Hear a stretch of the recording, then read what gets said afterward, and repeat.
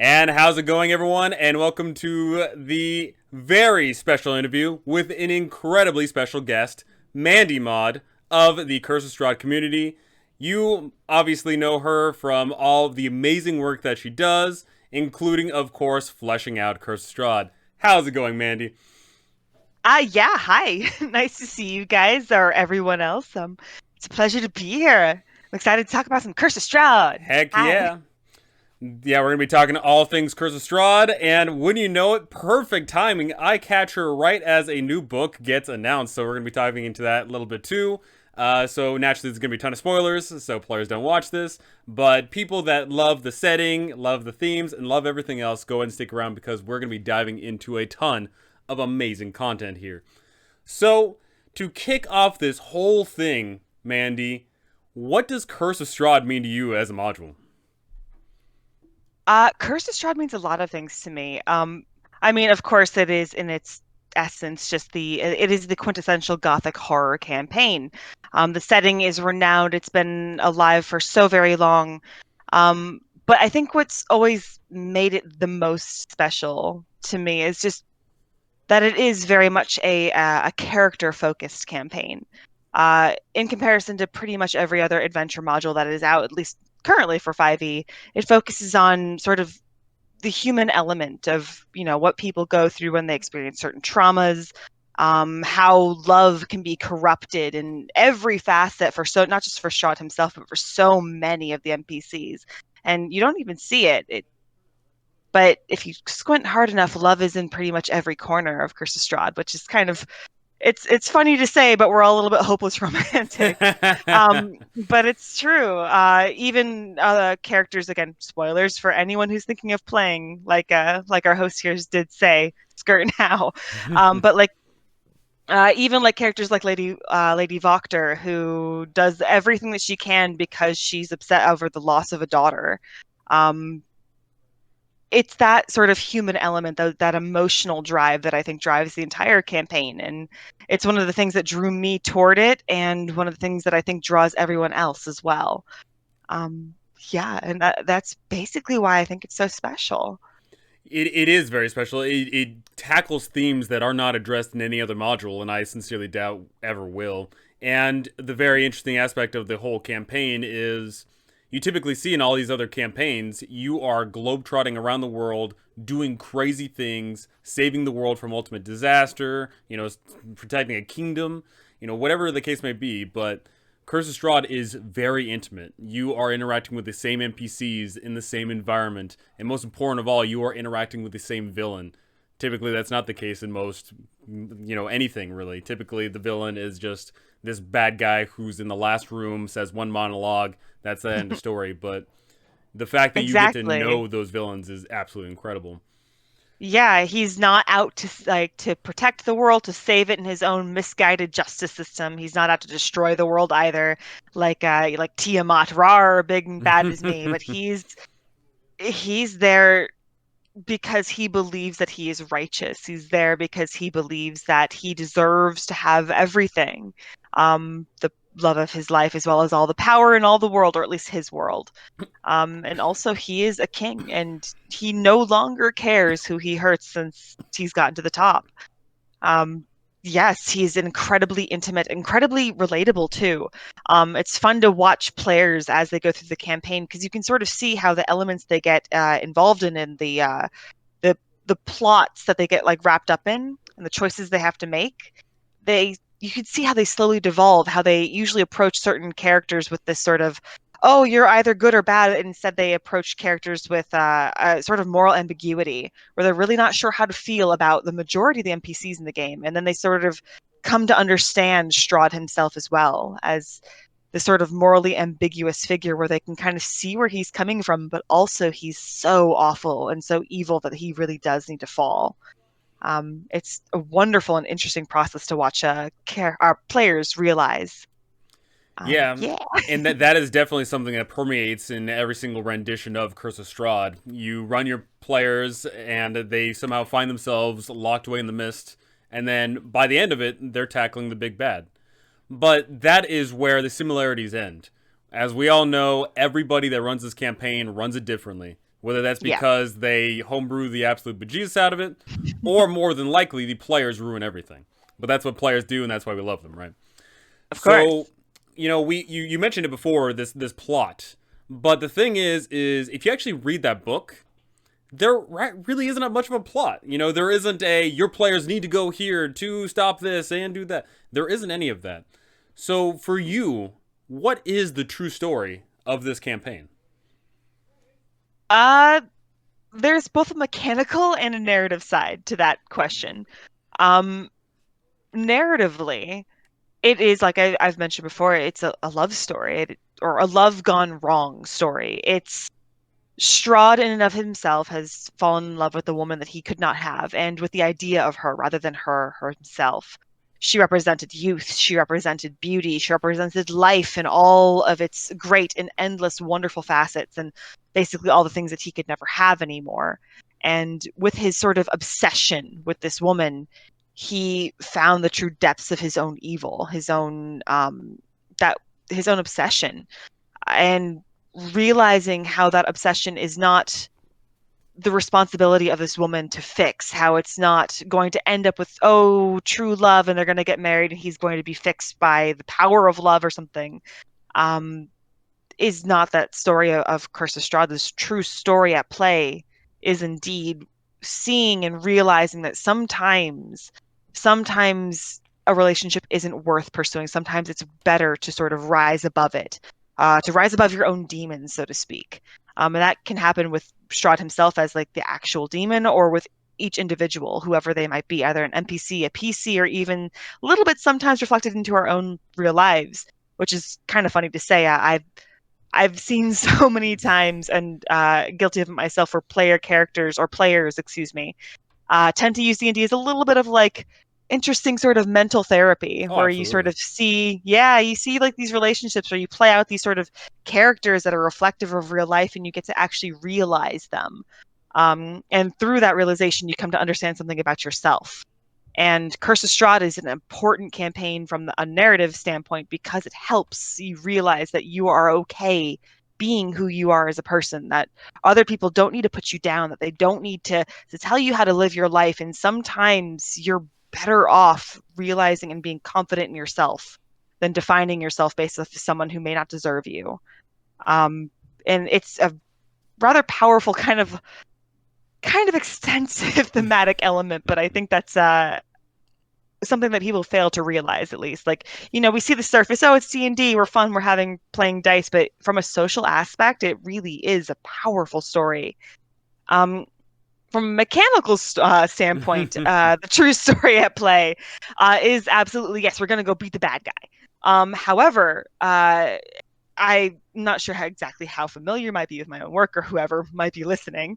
But yes, defeating Strahd is the big story. You have to kill him. You have to take him down.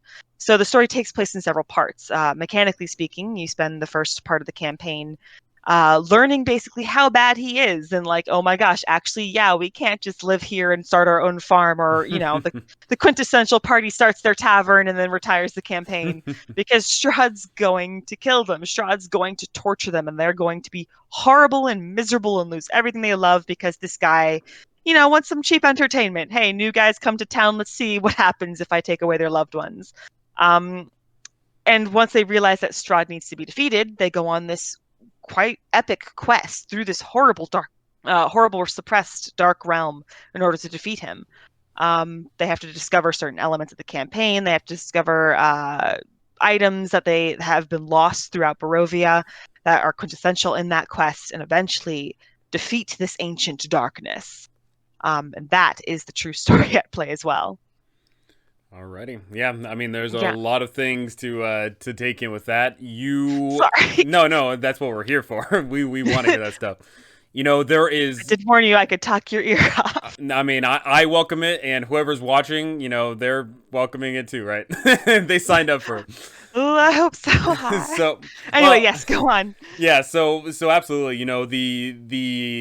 The structure of this campaign is just so unique in that you start off, you find yourself here, and then you quickly discover that you cannot live life here, and then you have to go beat the big bad, but beating the big bad is impossible if you don't perform these certain tasks. So is that what you expect out of your games? Do you sit there and, present all this information to your players and expect that they'll, do everything that you put out? Or do you have some sort of other expectation of how the game is supposed to go? Yes, in a way, I all right, hot take time. Mm-hmm. Um, I do believe that like we see the word railroading get thrown up a lot in D&D as Oh, this yeah. horrible negative element. Oh my gosh, never railroad your parties, or oh my gosh, we have to have the biggest, most open sandbox adventure that's a video game could never accomplish. But in reality, most people don't want an actual sandbox where you can go and Correct. like flick pebbles. Um, you can call it whatever you want, but the fact of the matter is that if you are agreeing to play in a game, and if your DM is willing to put forth the work and effort to play that game for you, or to present it to you, and then ideally you're there to pursue a story. You're there to either feel heroic or do Dungeons and Dragons-y things. And if you don't have a sort of narrative that you're going to willingly pursue, then you're kind of a detriment to the table itself. Yes, like, yeah, again, railroading has a bit of a negative connotation, but in the end, it's actually one of the things that I think makes Curse of Strahd very strong. We don't like to admit that it has it a lot, but it does. And in the end, the players have a lot of fun. So just don't use the word and shh and keep it quiet. But it's basically what happens. You have players come to your table.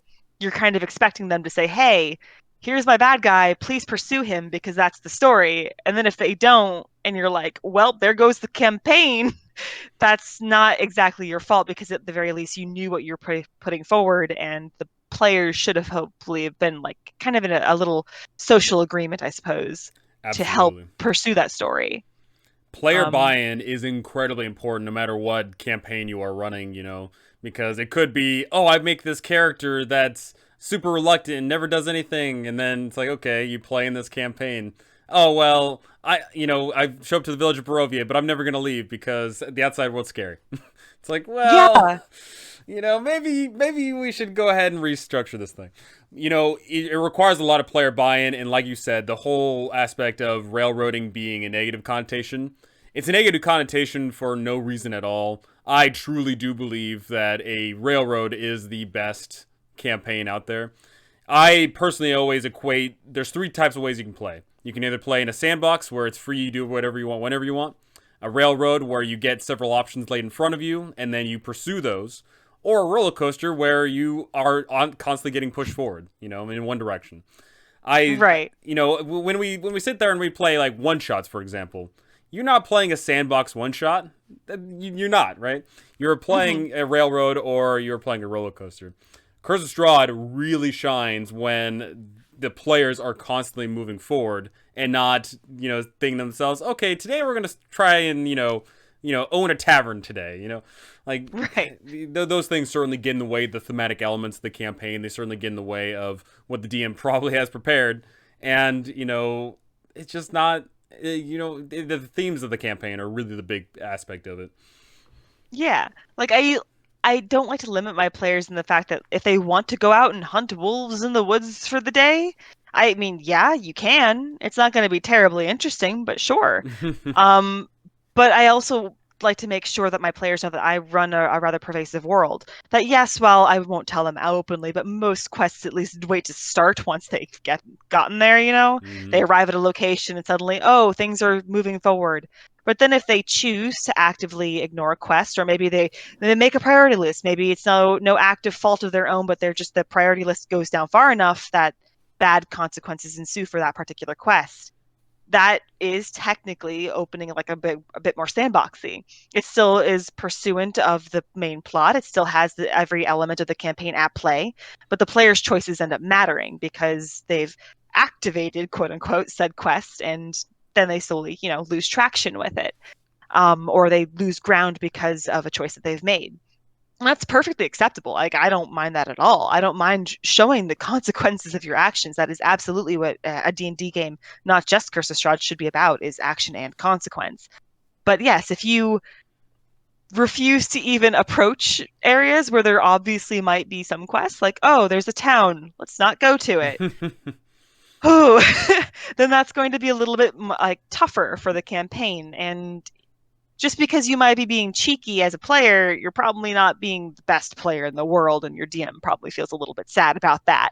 Um, so it is really a group social contract that you have agreed to when you sit down to play a game of D&D at all, not just this campaign. And yeah, and you're all there to help tell a story. The DM is just as much a player as you, and you're all there to help that story go through and see it realize in whatever strange way that it ends up unfolding, because the players will definitely have an impact on how it does unfold in the end, and certainly on the end result. But it's all of you who are going to realize that end and who are going to be there to see it, however it may manifest. And that's what's really pretty about D&D. Absolutely. I remember reading this tweet a while ago, but it was like, oh, I want to run a game for myself and just have myself as a player. I've just been informed that that's a book. you know, we sit here and we play these games with other people to craft a world that we never thought we could do by ourselves, and to have consequences and actions and all that fun stuff with other people, because that is where the true magic lies. As corny as it is truly the friends we make along the way, right? Like it's Yeah. really, it sucks to say that because it's so terrible, but it is true. Oh, we but that is beautifully corny and true. Oh, Yes. absolutely, absolutely. So, as all of us did, at some point you got told that Curse of Strahd is awesome, or Mm. you just happened to be there right as the module's coming out. You pick up this book, you read through it, and where did that process start with you? How did you get into Curse of Strahd? Oh, actually, that was a. It's not a terribly intricate story, but yes, it is one that I've told. But I was trying to play in a Curse of Strahd game. I got into one on Roll20, as I've always played D&D on Roll20 at this point. Um, just because most of my real life friends aren't actually gamers. I am the gamer friend. That's me. So yes, I looked online to find other gamer friends. But I got into a Curse of Strahd game, and no offense to the girl, that it was a girl that was a DM, but she just simply was not ready to be a DM, and Mm. that's perfectly fine. She basically bitten off more than she could chew, grabbed a bunch of random people that she just sort of threw into a room, and everything was very bombastic, very uncontrollable, and she was easily overwhelmed. Um, and yeah, and poor thing, she just basically kind of ghosted. She just, after one session, never heard from her again. But in that first session that I had with those players that I don't remember at all, I remember that we were going through Death House, which is the opening optional module that is included, I believe, in like Appendix A or maybe B in Curse of Strahd. Um, and we got about halfway through it, and I remember just being interested. I thought it was a cool ghost mystery story, and I wanted to know what happened next. And I was so tired or of looking for a game and didn't really want to try to find one. So I was like, you know what? I'll read it myself. Forget this. I'm just gonna figure it out. And once I started reading the book, I couldn't put it down, and I loved it to pieces. And within like 2 months, I started running it for a group of people that I met online. Yeah, and that's basically where it all began. A couple months into running it, it was like session 6 or 7 is when I started to realize that, maybe there's some like really big changes I could start making and probably be better. And at that point, started looking online for advice. I believe Payne Trina is one of the original advice columnists that you could find for Curse of Strahd. It was a column about like what they've learned from running Curse of Strahd. And while it was good advice, it was still like kind of less than what I was hoping. I really wanted something more, I suppose. And I just started to write and post, and then very, very fortunately, people took to it very positively. I still, to this day, am kind of floored by how positive the responses have been to my work. Never would have expected it, and could never be more thankful. Um, yeah, that's the story of how I got into Curse of Strahd. Yeah. And mind you, fair viewers, this was before the Discord and the Reddit were a thing. So trying to find, this Curse of Strahd community was even more obscure than it is now. Mind you, it's not that obscure today, but still, Oh yeah. it was definitely you had to go out of your way to find it. Nowadays, I feel like if you start up a module and you at least look online, you are going to stumble across this community, which is good because this community will help you out in every regard. Oh, it's been like it's actually really cool because now if you start to Google stuff even about other campaigns, you usually can find like more advice. Yeah, I don't know when it started, like I'm sure it didn't start with me, but maybe I was just sort of in the weird golden era or something when it all began. But like advice just started to flow. yeah, And we all started to share ideas and share communities. And in that effect, the campaigns that we've all been playing in have all grown stronger, I think, because of it. And it's really, really great. It's really nice to actually be able to Google something and see what other people have done and get ideas from them and bounce things off and watch other people's campaigns get stronger and more fun for them. It's also fun to see DMs go online asking for help about their players and every DM being like, "Nah, forget the players. They're wrong. You're good." Um, just kill the which is, PCs. yeah, it's a very common bit of idea. Bit of advice, excuse me. Yeah, absolutely. These communities are absolutely fantastic. I remember like joining all these Discords and Reddits and all that right as they're coming out, and it's been an absolute blast. And we're continuing to see that even before Candlekeep Mysteries is out. There's already a Discord and already a Reddit for it, which is good because that means when the time comes, there'll be already a community for it, which is fantastic. Time to post all of our stuff. Absolutely. So you're running this campaign. It sounds like you're running it for 6 months. And then you sit there and say, you know what, this is good, but what if there was more? So what got you started on the Flushing Out the Curse of Strahd series? What was the actual driver? Was there just a one moment? Was there one looking at a certain thing? Was it someone else's inspiration that truly lifted you up? What was that exactly? It was just Death House right in the beginning. I Okay. posted the first post. I never intended there to be a second one. And just kind of kept going after that. It was just, what if this. It was a weird editor brain where reading a chapter and saying, this could be more clear, or this could be easier to digest. Or this would be cooler if it was connected to this instead of that. Some like even I could admit that some of the ideas in the Fleshing Out series, like don't go anywhere somewhere, where I was just sort of speculating at, kind of out of my butt. But yeah, it began with Death House. Just that story, how it was as written a dungeon crawl, and I wanted to make sure that there was some sort of conclusion to it. That it actually had a sort of beginning, middle, and end, so to speak, with NPCs that made sense rather than a few random facts and a bunch of battles that were absolutely going to kill players. Um, yeah, it began there and then kept posting. And then, gosh, I don't even know. It was somewhere, I think, around Old Bone Grinder when I was just like, you know what? Let's just go all the way. Let's do every chapter and see where we can get. Um, yeah, and that's kind of where it all began. No, nothing more complicated than that. So I've been doing my own series on Curse of Strahd, and I'm genuinely curious. I've been trying to look up everywhere. Is there Hmm. actually any correlation at all between the chapter and in regards of the location? Because I cannot seem to find any. It's not in alphabetical order. It's not in chronological order. It's not in level order. It's not in anything order, from what I can see. Do In you? the printed module, the Yeah, as written book, in the print module. Yeah. yeah, it's I believe it's map. I believe it's right to left. Um, I don't. It might be. yeah, Maybe. I think so. Where's my book? I got my book somewhere here. Hang You know, on. I you know I gotta look at it too. So Oh my gosh, yeah, because chapter 4 is what's it called? Is Castle Ravenloft. So if you look at no, the because big you'd run old into the bone grinder before you get to Velaki. what? No. Let me see. Yeah. Okay, hang on. And And the you get the Masters of Argon Voshlo Barovia. before you get to Kresk. Yeah. Yeah, It's vague. It's about it's supposed I think it's mostly map wise. It's not exact, but it is kind of mostly map wise, mostly right to left. all I know is it doesn't make a lick of sense. That's all I know. Mm. But Cause yeah, Yester Hill and the Werewolf Den are at the far left side of the map. They're north and south, but they're still Werewolf far Den would be left. before Krez, correct? Well, that's also like you're considering it like the travel time for players, like going up I and down. But if you just do it from a right to left sort of standpoint, they're both the closest to the edge, I think. little tangent on Maybe. the chapters making no sense here. Yeah, So, right? speaking of that, speaking of the some of these things not making any sense. So you sit down, you read this module, you love it, you're running it for your players, you're doing this big old series write up and stuff.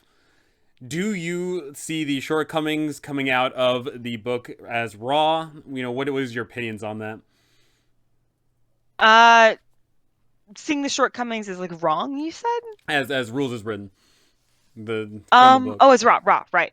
Um, there's nothing inherently wrong with too many things. There's only a couple of things actually in the Curse of Strahd book that I really, really vehemently disagree with. Ooh. Um, yeah, one of them is just the treatment of the Vistani, which I've Well, been I vocal mean on that's before. that's that's an easy Yeah, go-to one. yeah, it is, but it is for sure a bit of a.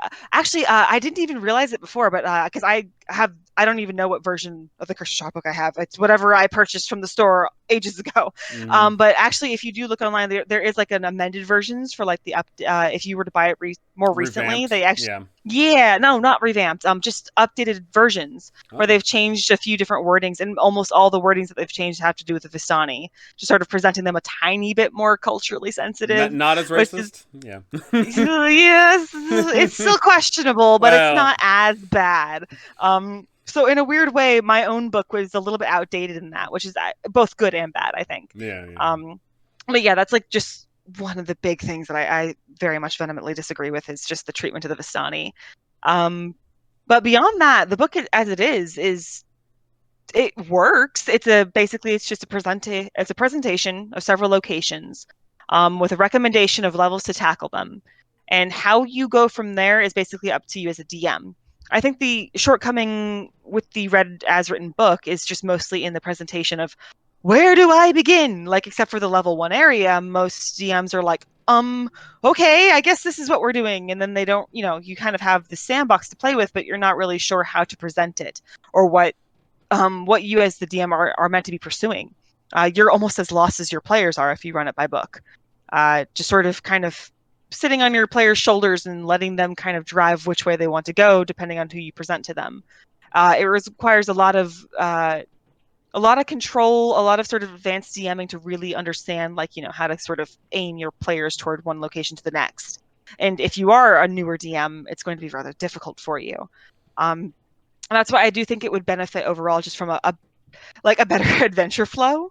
If you actually ever go and read the as written adventure flow, it's like 3 paragraphs long or something right in the beginning of the book. Hmm. And it basically says, hey, you've come into the mist, you meet a girl, and then you go fight things all over Barovia. And then eventually you get to Strahd and you kill Yep. him. So it's like, well, that middle section, that's a lot of ambiguity. Please help me. Um, yeah, so I think that's like one of the big kind of weird things in the as written rules. Otherwise, it really is a really good setting book in and of itself. Yes, things are a bit level appropriate. Yes, it offers different encounters for you to present to your players. But overall, the book itself is rather strong. It's just the connectivity of it, I think, that falls short. Um, Yeah, yeah, that's an interesting thing, right? Is Curse of Strahd is a Curse is very strong. Curse He's of a very strong strong. dude. That's where you place his intelligence with his strength. He just gets swole. Curse of Strahd is a very strong book, and yet it is without a doubt the most heavily homebrewed one, right? Like it's got to be. Like the community for it is stronger than all the other ones. It's the largest. We see so much material being made for it, and that is fascinating that you wouldn't see that with many other mediums of entertainment. You wouldn't see something that's so great that people decide to mod it out, right? Like people typically want to change things up for the better if it's bad. But Hmm. I like that, right? I like that the community is so well driven in regards of making this so much more. And you, of course, are a big part of that. You are helping out many a new DM because I've talked about this with Dragna Carta, and I'm sure we'll talk about this in a little bit as well. But newer players have, or my apologies, newer DMs definitely have a harder time picking up this book and running it. I find because, like you said, that adventure layout is next to non-existent, and Yeah. some of the NPCs motivations aren't nearly as forthcoming as they should be, and some set pieces require just some general game knowledge that you may not be aware of. But Yeah, your fleshing out series certainly helps out with that. yeah. I've actually noticed I believe it was oh my gosh, Dungeon of the Mad Mage, not the dungeon part, the first one, the oh my Waterdeep. goodness. Yes, Waterdeep. Thank you. Oh gosh, my brain. Dragon Heist. That one. Actually has some of the most clear adventure overview pages that I've seen thus far. Yep, Admittedly, I haven't seen all of the modules just because like I'm playing in Icewind Dale, so I haven't really looked at that that's a one. good one. Yeah, I really do. I wanna. I'm going to run it one day. I am absolutely. But right And I now I'm a can't wait player. till So. you, Dragna, and everyone else starts doing a fleshing out Icewind Dale because that's gonna be a blast.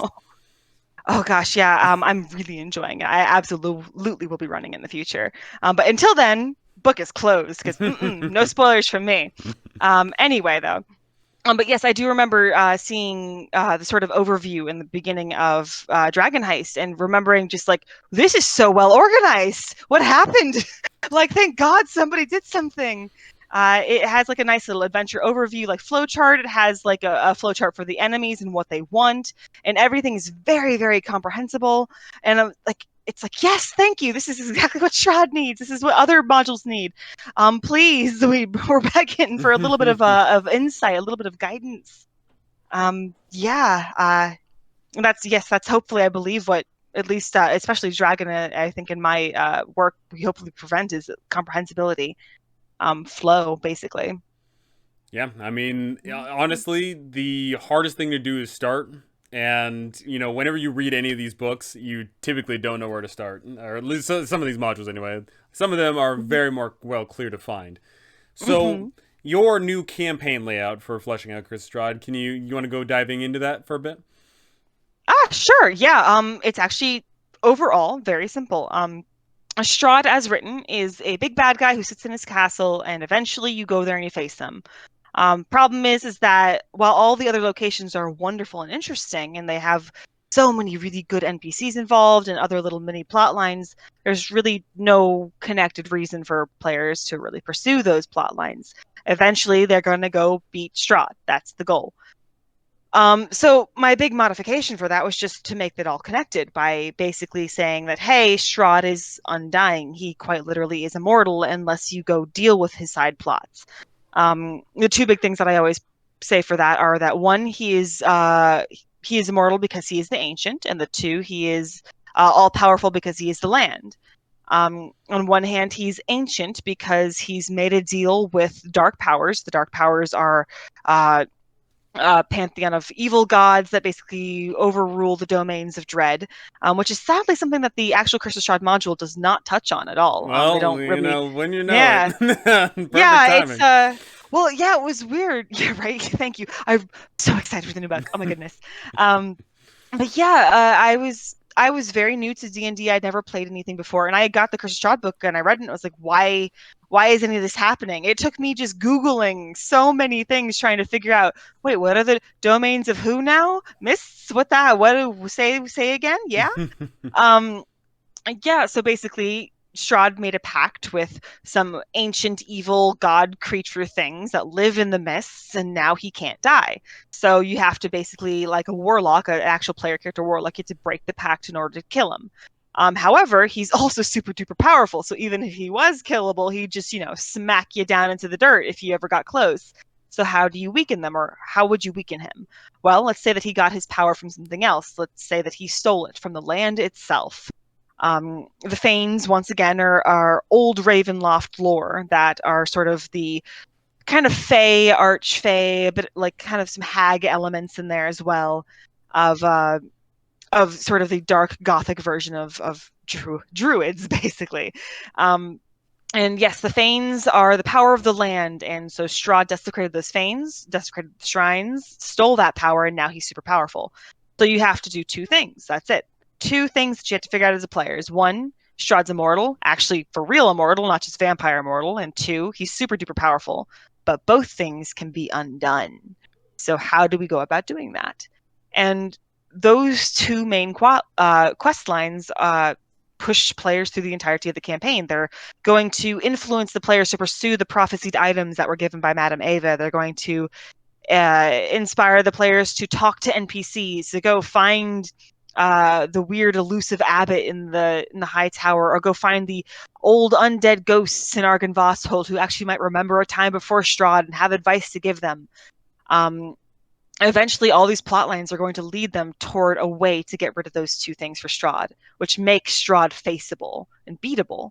And then once they have everything they need, they go off to face him, and they have a big epic boss fight, and then Barovia is freed from the mists, basically. Or And they the can actually TPK. see, yeah, or the TPK.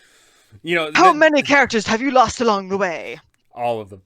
That is something I really like about this new campaign layout is in the original, just the Curse of Strahd book, you can definitely have players seek goals out specifically through the tarot reading. You can tell them, oh yeah, if you go to a place of supplication, you can find this, or this and that. But what ends up happening a lot of times is you tell these players these cryptic things, and they don't know what the frick that means, right? They have no Yeah. idea what the item's going to be. They have no idea where to go.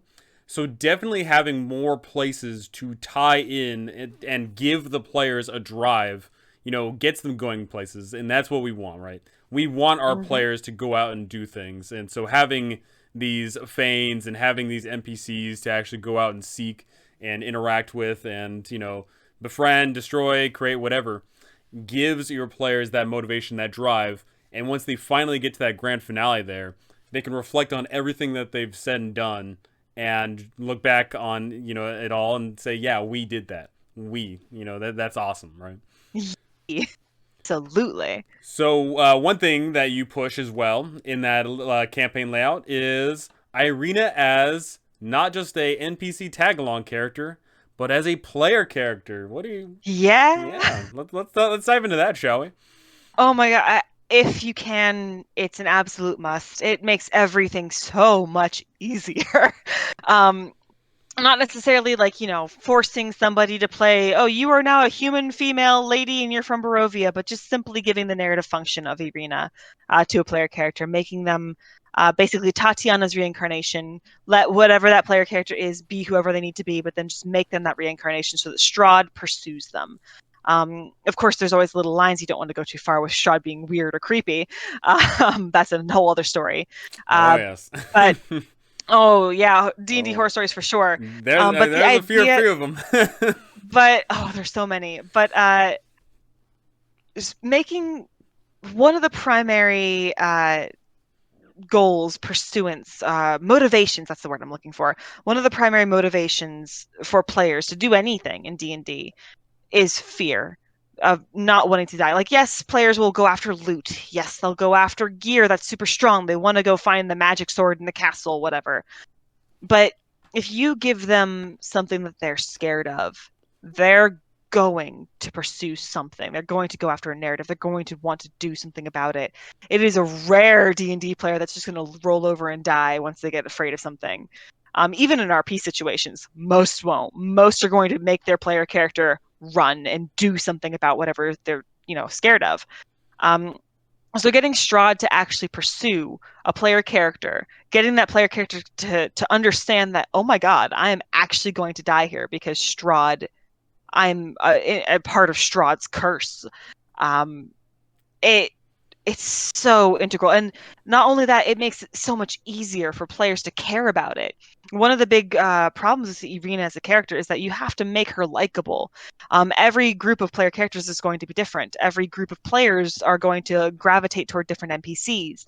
So that means that as a DM, you're going to have to figure out what your player characters like or what your players like, and then make Ireena the perfect person to fit that mold.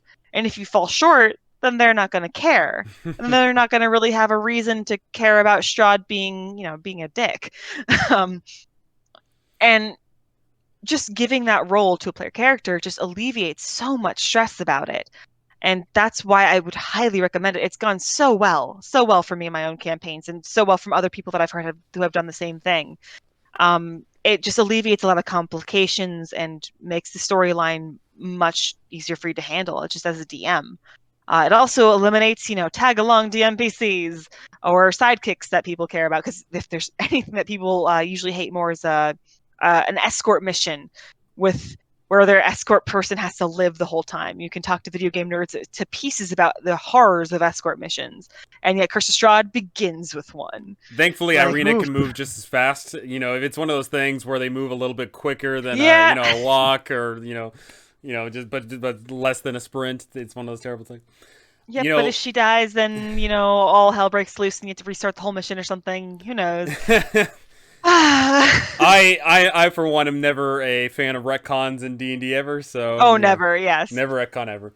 Yeah. But that's definitely something that we've seen a lot in the community. We have definitely seen a lot of people start this campaign thinking to themselves, okay, the players are gonna latch on to Ireena and it's gonna be great. Ireena's gonna be their best friend ever, and then for whatever reason, the players don't latch on to Ireena, and then the Hmm. DM just sits there and goes, now what? Well, yeah, well, Now what, right? that's And that's something really hard to reconcile if you've already prepped up, so much content, and then all of a sudden Ireena is not there alongside the party. That's rough. yep. My first campaign actually went like because I had Ireena my very first campaign when I was writing writing Curses, fleshing out originally. Ireena, they kind of liked her. She was okay, I guess. Like she was there, which is the best that you can say for it. She existed, Um, yeah. yeah. Eventually, she got kidnapped by Strahd, in a big old Strahd encounter, and the players were kind of like okay with it. They were like, "Oh, well, she's dead now, we guess," and then they just sort of went on with their campaign. And at that point, I was just like, "What do I do? What do I do?" And I kind of had to sort of reorient the whole campaign a bit to be about how Strahd was now going to kill them all, which I mean he was already going to, but I had to sort of up the fear factor of those encounters, of make it really, really serious in order to sort of force them to get through. And then about halfway through that campaign is when I really actually kind of figured out my own Thanes thing and all the other sided character quests and all that. I kind of figured out while I was running it, which is not really recommended. Hopefully, you have a better idea before you start your campaign. I didn't. Um, but yeah, figuring it out along the way and using fear at that point. And at the very end of that campaign, they got to Castle Ravenloft and they found Ireena again. And they were like, "Oh, that's right, you." It's like, Oh "Oh, no. yeah." And that's not the response you want for the Tatiana's reincarnation. That's not the response you want for her. Um, but in the meantime, if you again reorient that toward a player character, and that player character is like, "You are literally my personal devil, and I'm gonna face you in your own lair and take you down so that I have the right to live my life." That story is powerful, and that story goes over very, very well. Um, yeah, so if at all possible, either make her the most likable NPC you could possibly imagine, or give her narrative function to a player character, and your campaign will be all the stronger for it. Absolutely. We've been seeing that more and more, whether that be, a player taking the place of the Ireena character, whether they be actual Ireena or just another incarnation of Tatiana. But something I've been actually fascinated in seeing recently is some people have actually taken it upon themselves to be full on just all the characters from the lands of Barovia. So it could be in the party you have Ireena, Ismark, Doru, and Father Donovich, like that. I think Mhm. could be a really fun campaign group, or whoever else, whatever fun NPCs you have tag along throughout this journey. They can be an absolute blast. Oh And yeah. I certainly think that, when we sit there and we think to ourselves, okay, like Curse of Strahd is definitely about people that are living happy-go-lucky lives out there in the realms, and then all of a sudden get swept up in the mist and then have to figure a way out. But I think there's an equally compelling story to be told about people who've grown up their whole lives here and say, yeah, we're tired of this. We're finally going to do something about it. Yes, absolutely. The only shortcoming that might be with that is just that, you want your players to have like a sense of discovery. So if they've grown up in their lands, then they might have all this different lore. And if you do decide to have like a player character from Barovia, you might want to encourage that player to make a player character that is a bit more of a reclusive, or maybe they've grown up a little bit isolated most of their life. Maybe they're like, Mad Mary's daughter, just trapped in the attic all the time, hidden away. It gives them the chance to actually experience this sort of repressed world, but also be a little bit ignorant of it. So they have the opportunity to discover it as the campaign progresses. Absolutely. Um, but yeah, one of the big shortcomings of Curse of Strahd in general, just from the nature of it, it's no fault of the book. It's just the nature of the world, is that it is a closed demiplane that people are drawn into. So it's very difficult to sort of tie in backgrounds of player characters into this module to make your players care about it. There's not going to be family usually that they're going to be able to discover. People that have the noble background aren't going to be able to use that nobility probably in Curse of Strahd. So finding other ways to incorporate them by maybe giving them again the narrative role of other functions, or even giving them patrons or long lost parents or something that are all from Barovia. While it might seem a little bit trite, it actually usually gives them something more grounded and more things to care about in this world. That is very important for motivating characters. Absolutely. And your players, whether they grew up in the land of Barovia or they come here and then try to figure a way out, at some point, they're probably going to be dealing with the gruesome and terrible dark powers of the land. So, the dark powers, as written, we get, a little bit of information at the Amber Temple. We get this information on, oh, yeah, there's, just like this random named thing that you'll never actually interact with. And you touch it and you get this cool power, but then this detriment, which could be character breaking or not, depending. But of Ye course, we like to do more. We like to expand upon that. So, what are your thoughts on the dark powers of the land? My first thought is actually something that Dragna, if you have talked to him, but he Mm-hmm. will always, will not disagree, but we're just sort of friendly rivals about it. The idea that vestiges and dark powers are two different things. And Yes. yes, technically, as written, they are two different things. However, just for simplicity's sake, I like to make them the one and the same. Basically, simplifying it, the story of the Amber Temple is that they tried to subdue the dark powers and managed to trap a few of them, like a dozen or so, within sort of amber vestiges. Um, and that's basically their trapped dark powers within that temple. But the only like big idea that went behind that is just my abhorrence toward the general idea that players can just suddenly turn evil and then lose their characters. Um, Because I literally, I'm doing the Curse of Strahd guide series on it right now, and just that text of, oh yeah, make this charisma saving throw, and if you fail, you are now an NPC under the DM's control. Like, Yep. Well, the uh, same thing can happen for lycanthropy as well. Like, yes, technically, it doesn't say it in the campaign module, but like if you go to the monster the manual werewolf, and yeah. read up on werewolves, if you get bitten, the DM has full right to just take your character from you, and then you lose them forever. And I hate that. Oh Whether yeah. it's werewolves, whether it's dark powers, whether it's the magic mirror in Volaki that turns people evil for using it or something. If you go off and send an assassin to kill somebody. To Um, be fair, that is pretty evil. yeah, it's very evil, but evil should be something that the player characters themselves can sort of pursue as character growth, or watching them devolve. If there is a certain point where they've devolved so far into evilness that they need to go off and become a bad guy, then maybe yes. But having it just be a switch, like you roll the dice once, you're unlucky, and then now you get to re-roll a new character.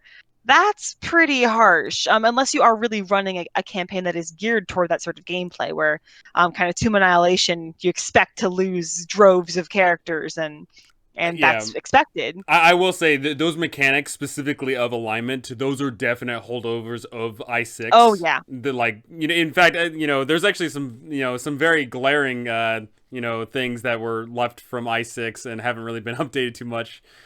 Such as you have dinner with Strahd for like 3 rounds, or you go over the bridge and roll a D100 on a 1 through 5, you die kind of thing.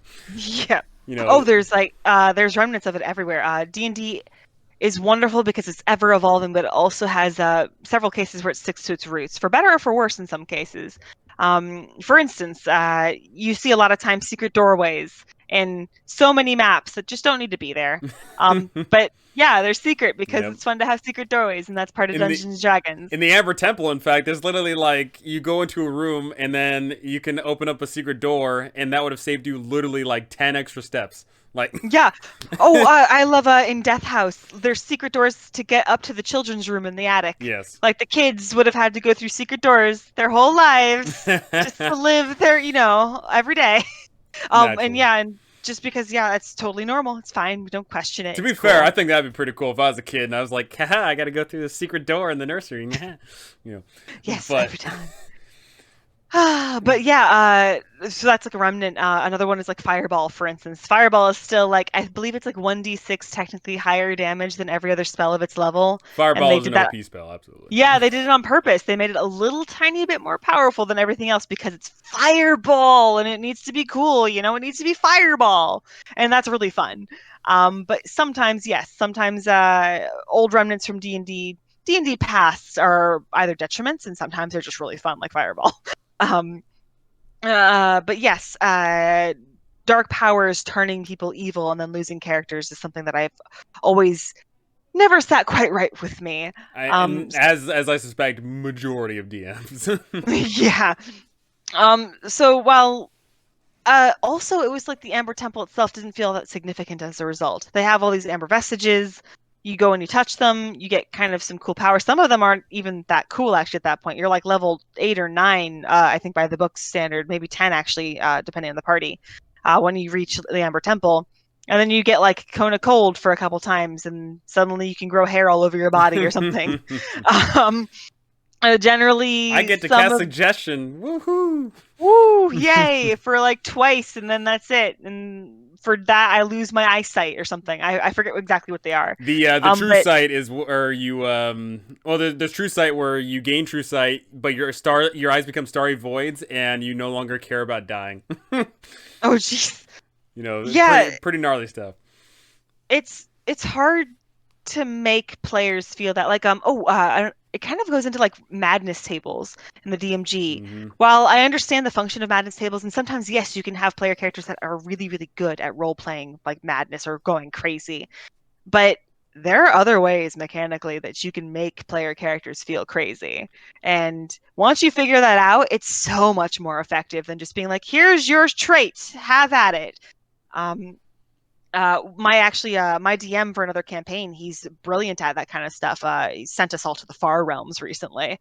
And instead of trying to like roll madness, you'd roll a wisdom save and you'd lose your sheet for the session, where you just have to do everything based on memory. How many spell slots do you have left? Did you actually have something in your inventory? You don't know. You don't have your sheet. You have to figure it out. Or we're suddenly for just like 1 hour in a session, rolling high is bad and rolling low is good. Just little tiny things that you can use as mechanically. It's mechanical stuff, but that will freak a character out way more than a character trait. Um, that will promote madness much easier. Just like in this similar case, if you see someone devolving into evil and to becoming evil, um, you can much easier or much more easily portray that if you give them like a choice, right? Or what's it called? What is that? The trolley problem, right? Where Yeah, you yeah. have the trolley that has to go left or right, and you have to choose which one is less evil. Give them trolley problem after trolley problem and watch them just go crazy from realizing how horrible they are. Because it's not because they actually are, but they had to choose the lesser evil. And was it the lesser evil? You don't know. You're the DM. You just present the problem. It doesn't matter. They're the one that pulling the switch. And that sort of role play is generally where the evilness really comes out. Um, so the dark powers themselves are basically just implements of presenting that trolley problem. Um, Whenever you come to certain stop gaps in the campaign, if you want to present moral ambiguity, you give the players a choice. Whatever they choose, they're going to feel probably a little bit bad about themselves, but it's still a choice they're going to make. And then you watch how their player characters deal with those choices. And eventually, by the time you get to the end of the campaign, some of them will be quite a bit worse for wear, morally speaking. Um, and yes, at that point, I had a point. I did. Okay, great. Sorry, a little off the rails there. But yes, it's I find that sort of moral degradation to be far more interesting than just presenting evil as a switch. And that is kind of what inspired it was the vestiges in the Amber Temple.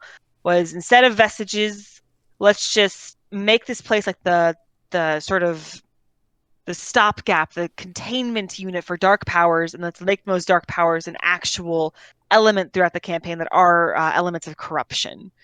And watch that theme sort of grow and blossom as much as the players will allow it to. And that, Absolutely. yeah, You know, it's the super real fun to takeaway watch. from all this is you don't make the player characters go crazy. You just make your players go crazy. You know, that's the real Curse of Strahd, right? You just want them all to suffer. No. Uh, yeah, no matter what, Curse of Strahd is definitely you want your players to be having fun, even if their player characters are dying inside. You know, and speaking of dying, dying is not the end all be all. You know, dying hmm is just another part of the lands of Barovia because, as many people do, a lot of people incorporate death in alongside the dark powers of the land, and you come back and you're a lot more worse for wear, but at least you're coming back, right? hmm Yeah. Yeah. The idea of dying, especially early on, what we've come to discover is, as written, Curse of Strahd is super deadly. Who would have thought, right? Mm, It's a pretty freaking deadly one if you're running it low level, especially if you are running Death House. They don't call it Death House for no reason, right? true If that. you Yep. run that for a level 1 or level 2 group and you run it air quo as written, people are gonna die. hmm People are going to die, and sometimes that's okay. Sometimes. Well, sometimes, yes, absolutely. A good character death at the right moment is an excellent motivator to show your player characters just how severe the campaign can be. Um, while I personally like, oh my gosh, character death destroys me because I put so much work into trying to like help player characters grow and give them like tie-ins to the land so that if and when they die, I'm just as sad as the player is. I'm just as devastated, but I'm not going to prevent it from happening. Um, Some of you may only die, but that is a sacrifice I'm willing to price I'm make. willing to make. Well, because there's no better motivator. There's no better way to show the levity of the campaign, to give gravity to a campaign. Player character death, when used like correctly, when shown in like the correct point, can be an extraordinary DM tool. One that should be used quite sparingly, to be sure. After all, if you have everybody dying every time, then it starts to lose its meaning. But if you have like one or two player characters that die throughout the course of the campaign, it can really influence your party as a whole to keep moving forward, or give them again gravity, especially if they're getting a little bit too comfortable in their own skin or too arrogant in their own power. You never want to outright kill a party member, but you always want to make sure you frame certain encounters knowing that it's possible for one to die, and you need to be okay with that. So, like for instance, if you're in the middle of a deep dark dungeon, it's going to be really, really hard to introduce a new player character in that deep dark dungeon. Yeah, maybe you want things to be deadly, but maybe not actually completely deadly. You want to hold back maybe a little tiny bit here and there. But if they're in the middle of Valaki and they piss off the town guard comes to hang somebody, well, that's on them. Like they can try to get out of it, and of course they can. But the world's going to keep flowing, and they need to be aware that their actions have consequences. Um, yeah, death can be very hardcore in Curse of Strahd, and Yeah, as it should be in any campaign. absolutely. And in this campaign in particular, if you have someone die, they can be potentially brought back to life because of the dark powers, or maybe your players have met with the abbot, or maybe your hmm players steal that scroll of animate, or not animate dead, but Raised raised dead. dead from good old Rudolph van Richten. There's a lot of possibilities there, but also the fact that this entire campaign is actually incredibly easy to write someone into a campaign. If you have someone that shows up to the table, midway through the campaign, or if you have someone PC die and then they don't come back, hey, someone just got swept up in the mist. There you go. And that's a extremely easy sell.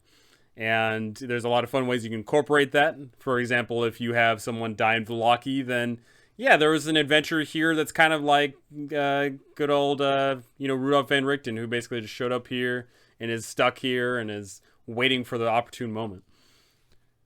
Agreed. Yes, absolutely. Or even just a native Barovian that saw maybe the death and is influenced by it and says, "Hey, that wasn't right. Let me help you." And suddenly they come to be part of the party. Absolutely.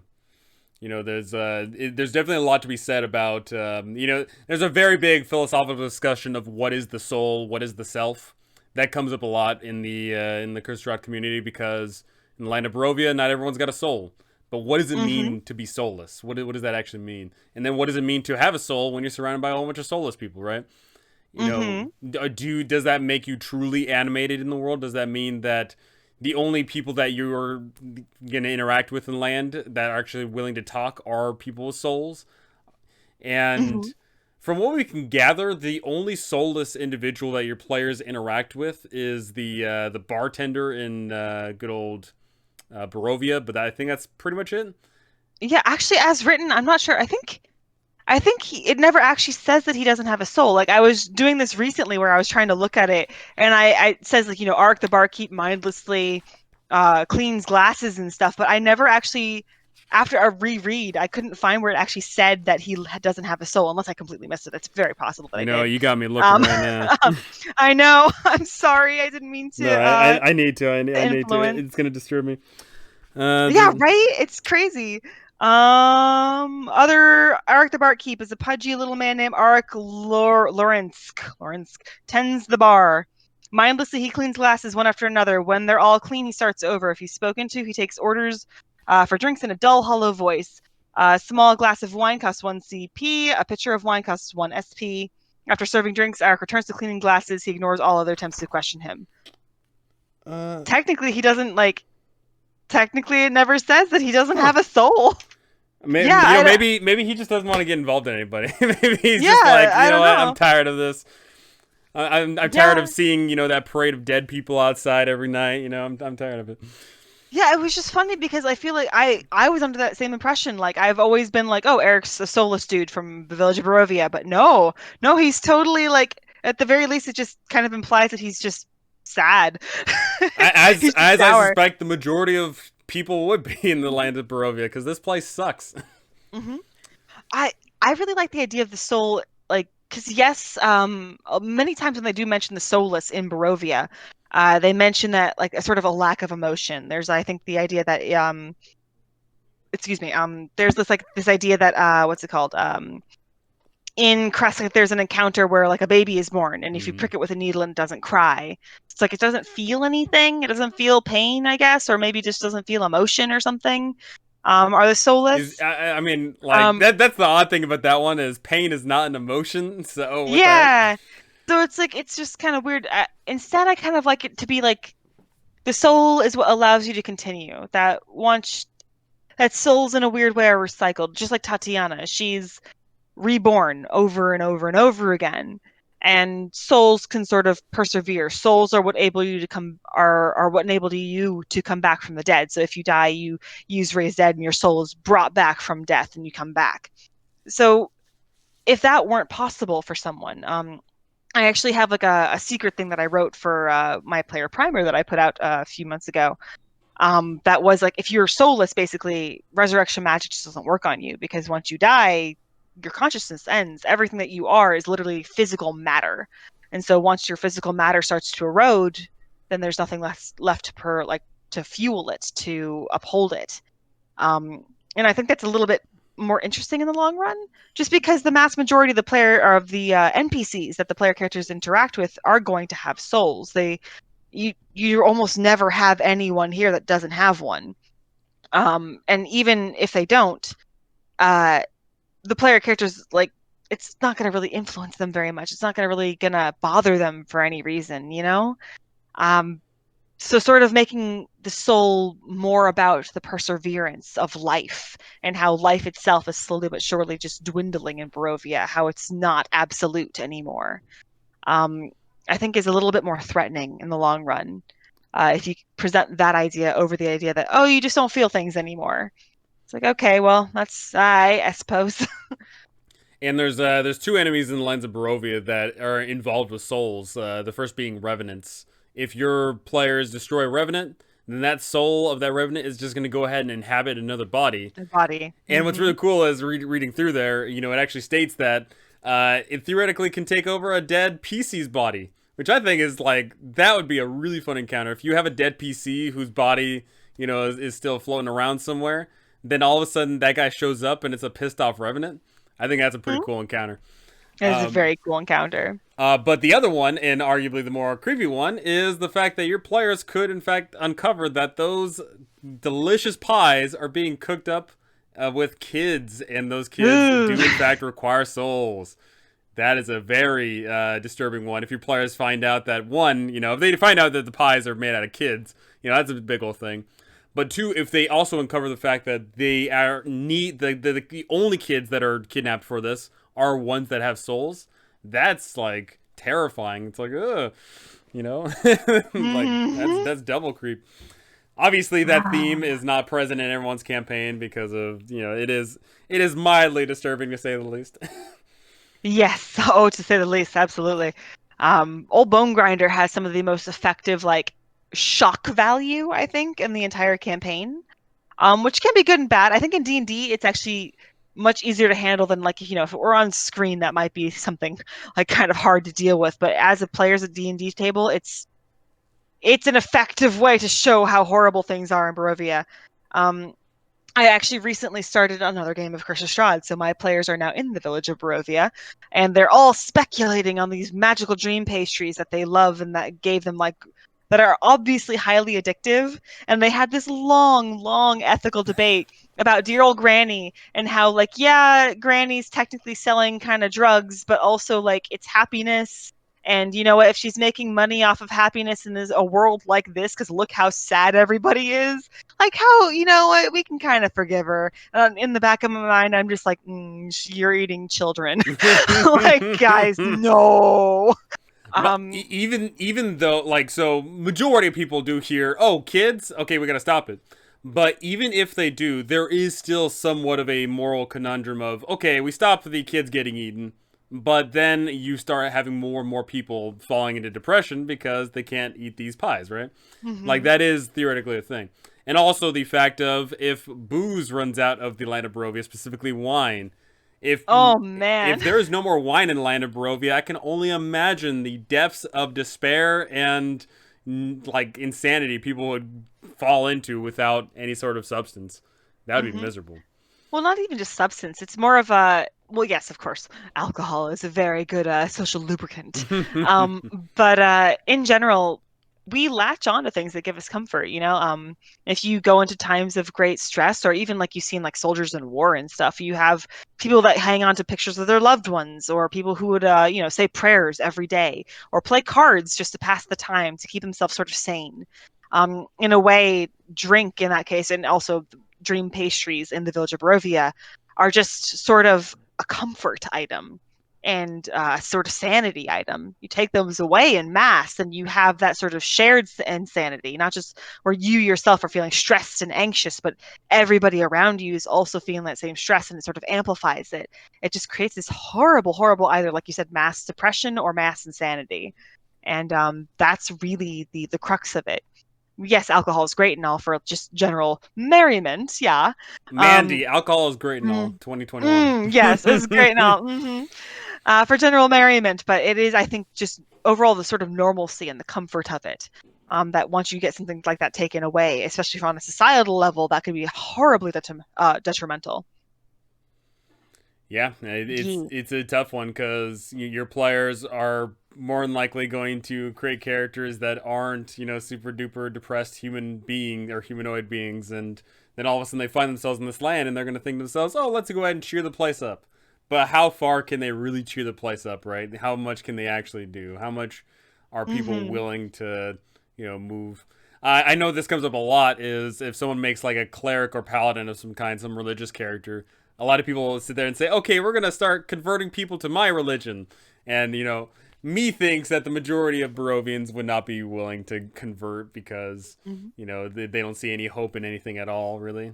But I, Yeah, well, I mean, look, there's a total of two wholly clerical kind of characters in the entire campaign, except for Van Richten, I suppose, so three.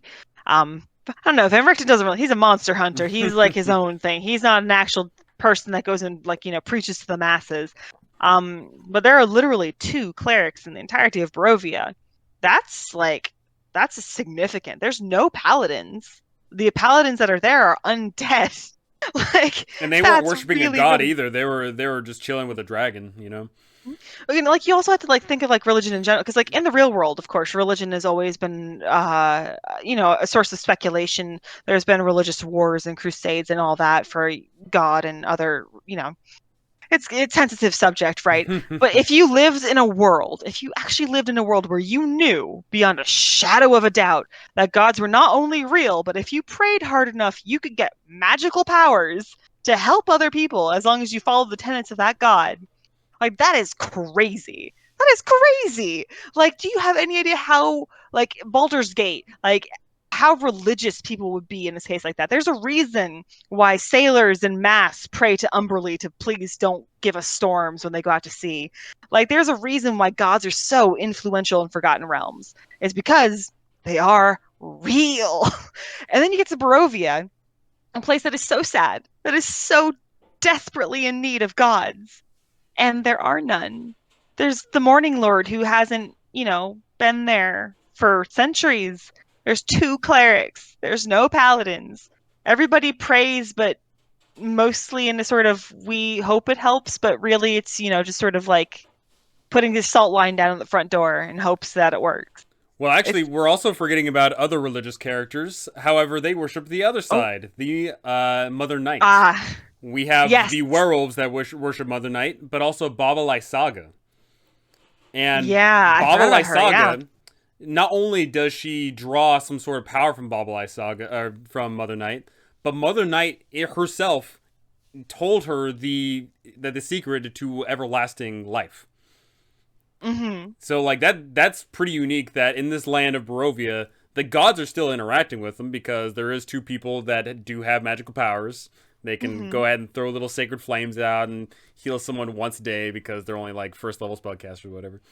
But then also on the other hand, we have Mother Night who is giving the secret to pretty much immortality and also, influencing these worlds to do crazy depraved acts. And I think it's even more Mhm. telling of the world how we have these That's two the gods, and one of them's giving out, a measly little trinket of power, and the other one's saying, "Oh yeah, do awesome things with this immortality or crazy world powers." absolutely. Yeah, it's just crazy. Like the world is so sad, and you get paladins and clerics that play player characters that come in, and they absolutely have the chance to sort of right the world, to make the world a little bit brighter if they can.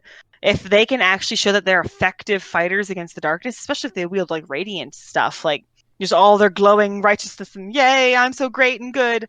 Like there's a pretty good possibility that the average Barovian might actually gravitate toward that. Most Barovians do worship the Morning Lord, and like Valaki and such. Mm-hmm. And the common shopkeep will most likely gravitate toward that a bit more. Um, as far as it actually lasting, that's up to them. Or as far as it actually like being used morally, that's also up to them.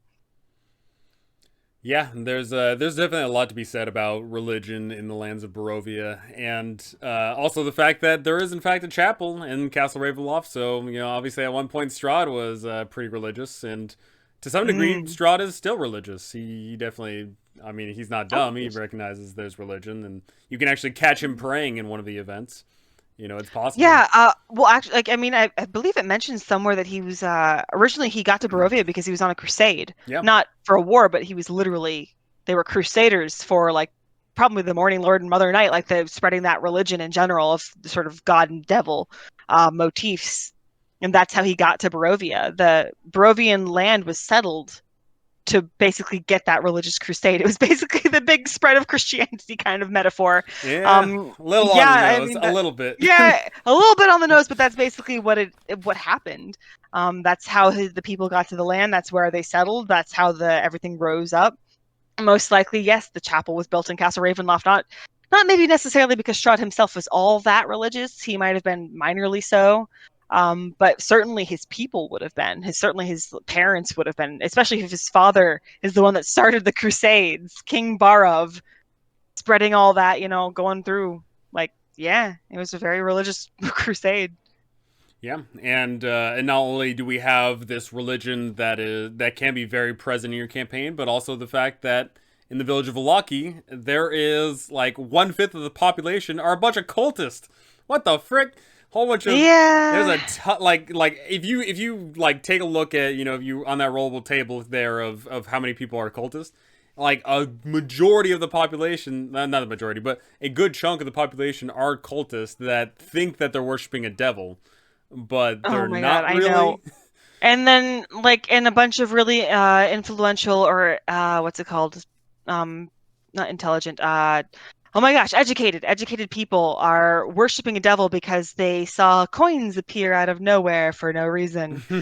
Ah, I just ugh, that's a bit more of the cringeworthy stuff. I really Oh yeah. like the more anarchist plot line rather than the cultist plot line for Lady Voctor. By the way, anyone that listens, it's Lady Voctor. It's not Lady Watchter or whatever you call her. We Um, I just did an interview and the person was saying watched her and I was like I'm gonna cringe. No, it's Voctor. Vakter I Vakter.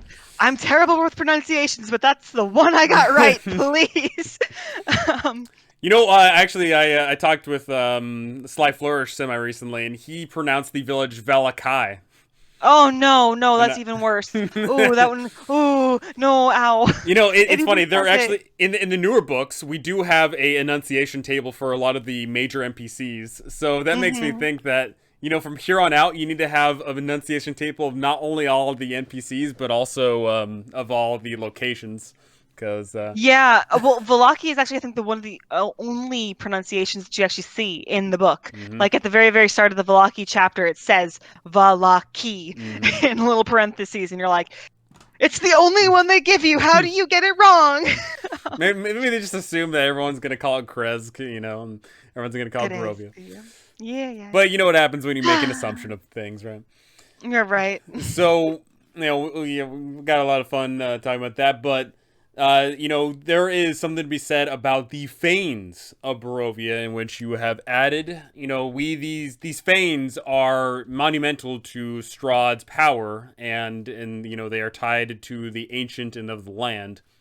So let's go ahead and start diving into all of that fun stuff, shall we? So, what are the Fanes? Well, the Fanes in general are, again, a piece of old Ravenloft lore. Sort of represented the sort of naturalistic kind of druidic side of Ravenloft, also, quite tainted and dark, as all things in Ravenloft tend to be. But in their essence, they were goddesses of the land, sort of very fae-like nature, archfey sort of beings. Um, they sometimes are presented as hags, sometimes they're presented as other things. Fanes, in and of itself, like a fane, is technically by definition a shrine. We've sort of kind of bastardized it that fanes represents just sort of these goddesses in general. Um, well, the interpretations of them have been, varied and whatnot. They generally comprise of three sort of different gods. They are the Seeker, the Huntress, and the Weaver. Again, there are many kind of interpretations of it. My own sort of associated each one with a sort of setting of Barovia, a sort of landscape, which are the swamp, the forest, and the mountain. Those are pretty much the three environments that you do see in Barovia. Each one is associated with one of those landscapes, and each one has a major shrine within the landscapes. By sort of desecrating those shrines, Strahd has taken the power of the land, and that's how he can control it. That's why he can control the weather. That's why he can control things. If you really want to push it, and I kind of enjoy doing so, like even the phases of the moon. Um, he can, while his connection to the dark powers literally makes Barovia overcast all the time, Strahd can at will make it sunny if he so chose. But if he lost his power, he just, it would be overcast, and that would be that. But that's just where Strahd gets a massive ton of powers from these Fanes, and basically reconsecrating them, giving these goddesses back their power uh, is integral toward his defeat.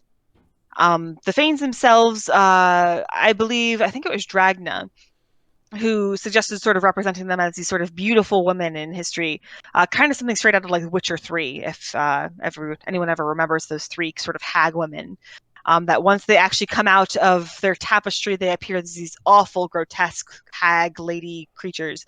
Or you can present them the way that I usually do, which is the opposite, where they're sort of these old withered women that live in Barovia still. They're immortal, but almost powerless. But eventually, when they're reconsecrated, they sort of become these great fae-like creatures, and they sort of reintegrate into the environment.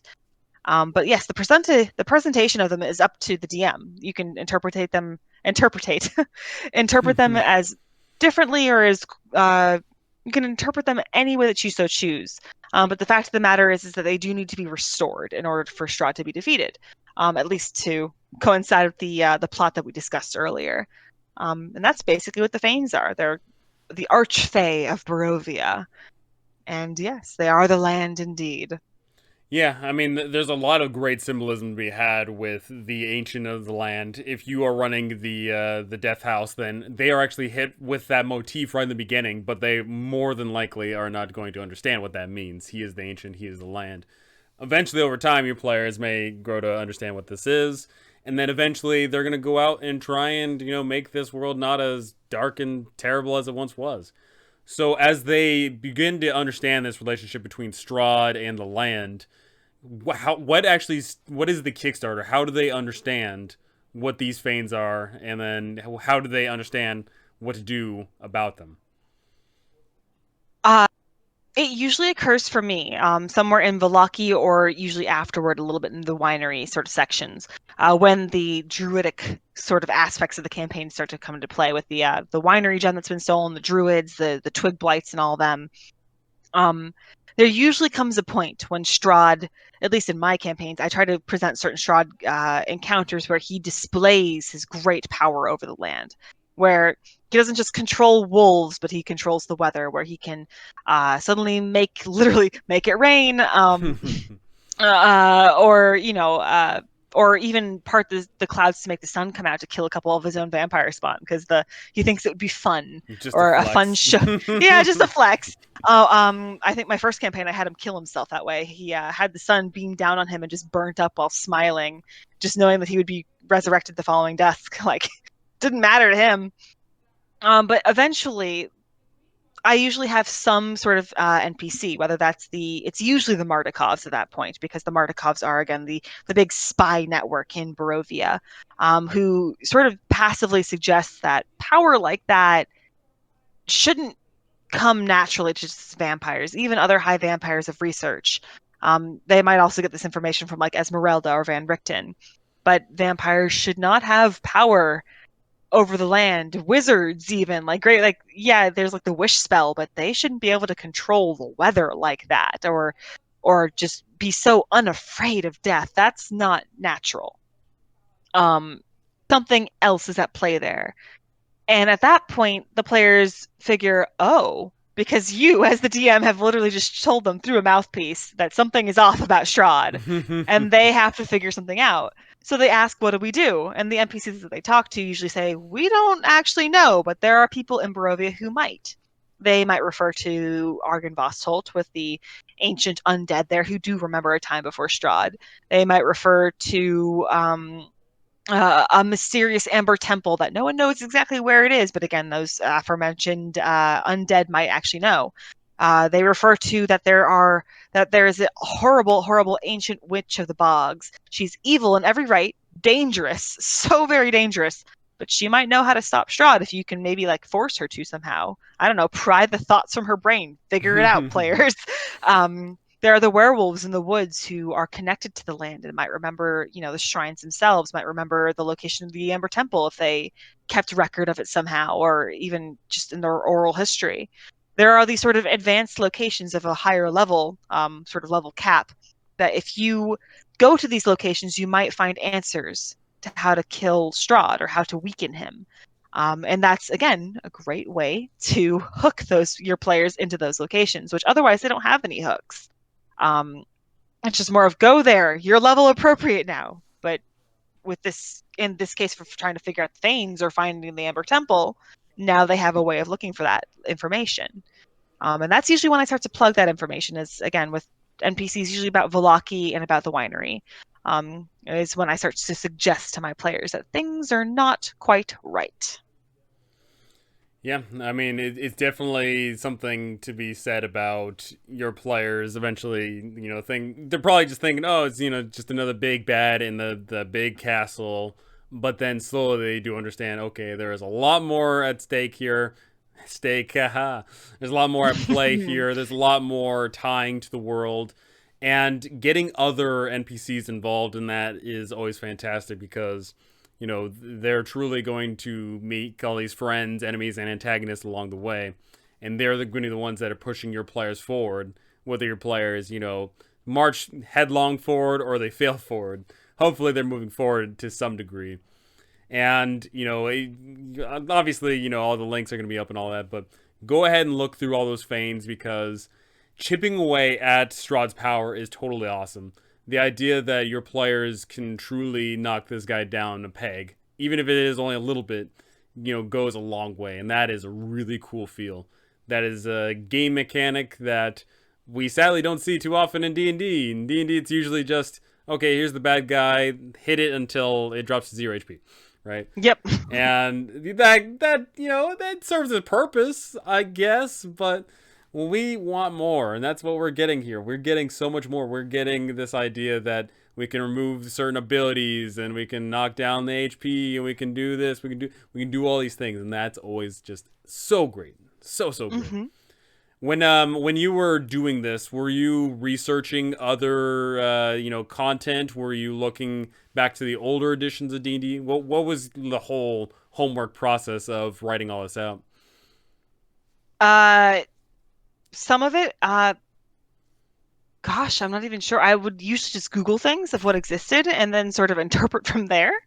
A lot of it is what, it doesn't sound like much of a process, but it was more like what makes sense, and what would NPCs do. I tend to have, at the very least, I tend to start with like minor plot lines of what an NPC would do. So, for instance, Lady Voctor, right? A woman who is very much a family woman. She loves her husband so much that she can't bury him. She loves her children to the point where she has a vendetta against the burgomaster personally because of what they did to her daughter. Um, from that sort of perspective of an intelligent, influential woman, what would you do to get X done? Or what would you do if this happened? Trying to look at things from the perspective of the characters. Um, is kind of a starting point. Otherwise, it is just what would make sense. When it came to the Fanes, actually, the Fanes are one of the few things that I actually started with Dragon Carta. He's the one that I remember seeing his post, and I was like, "That's cool. Let's do this." And mostly, I believe, like I said, he suggested the reversal where they look like beauties, but they eventually are revealed to be hags. And I liked the idea of the opposite, more to be like, yes, where they're eventually revealed to be these great, powerful nature goddesses that are kind of good in their own right.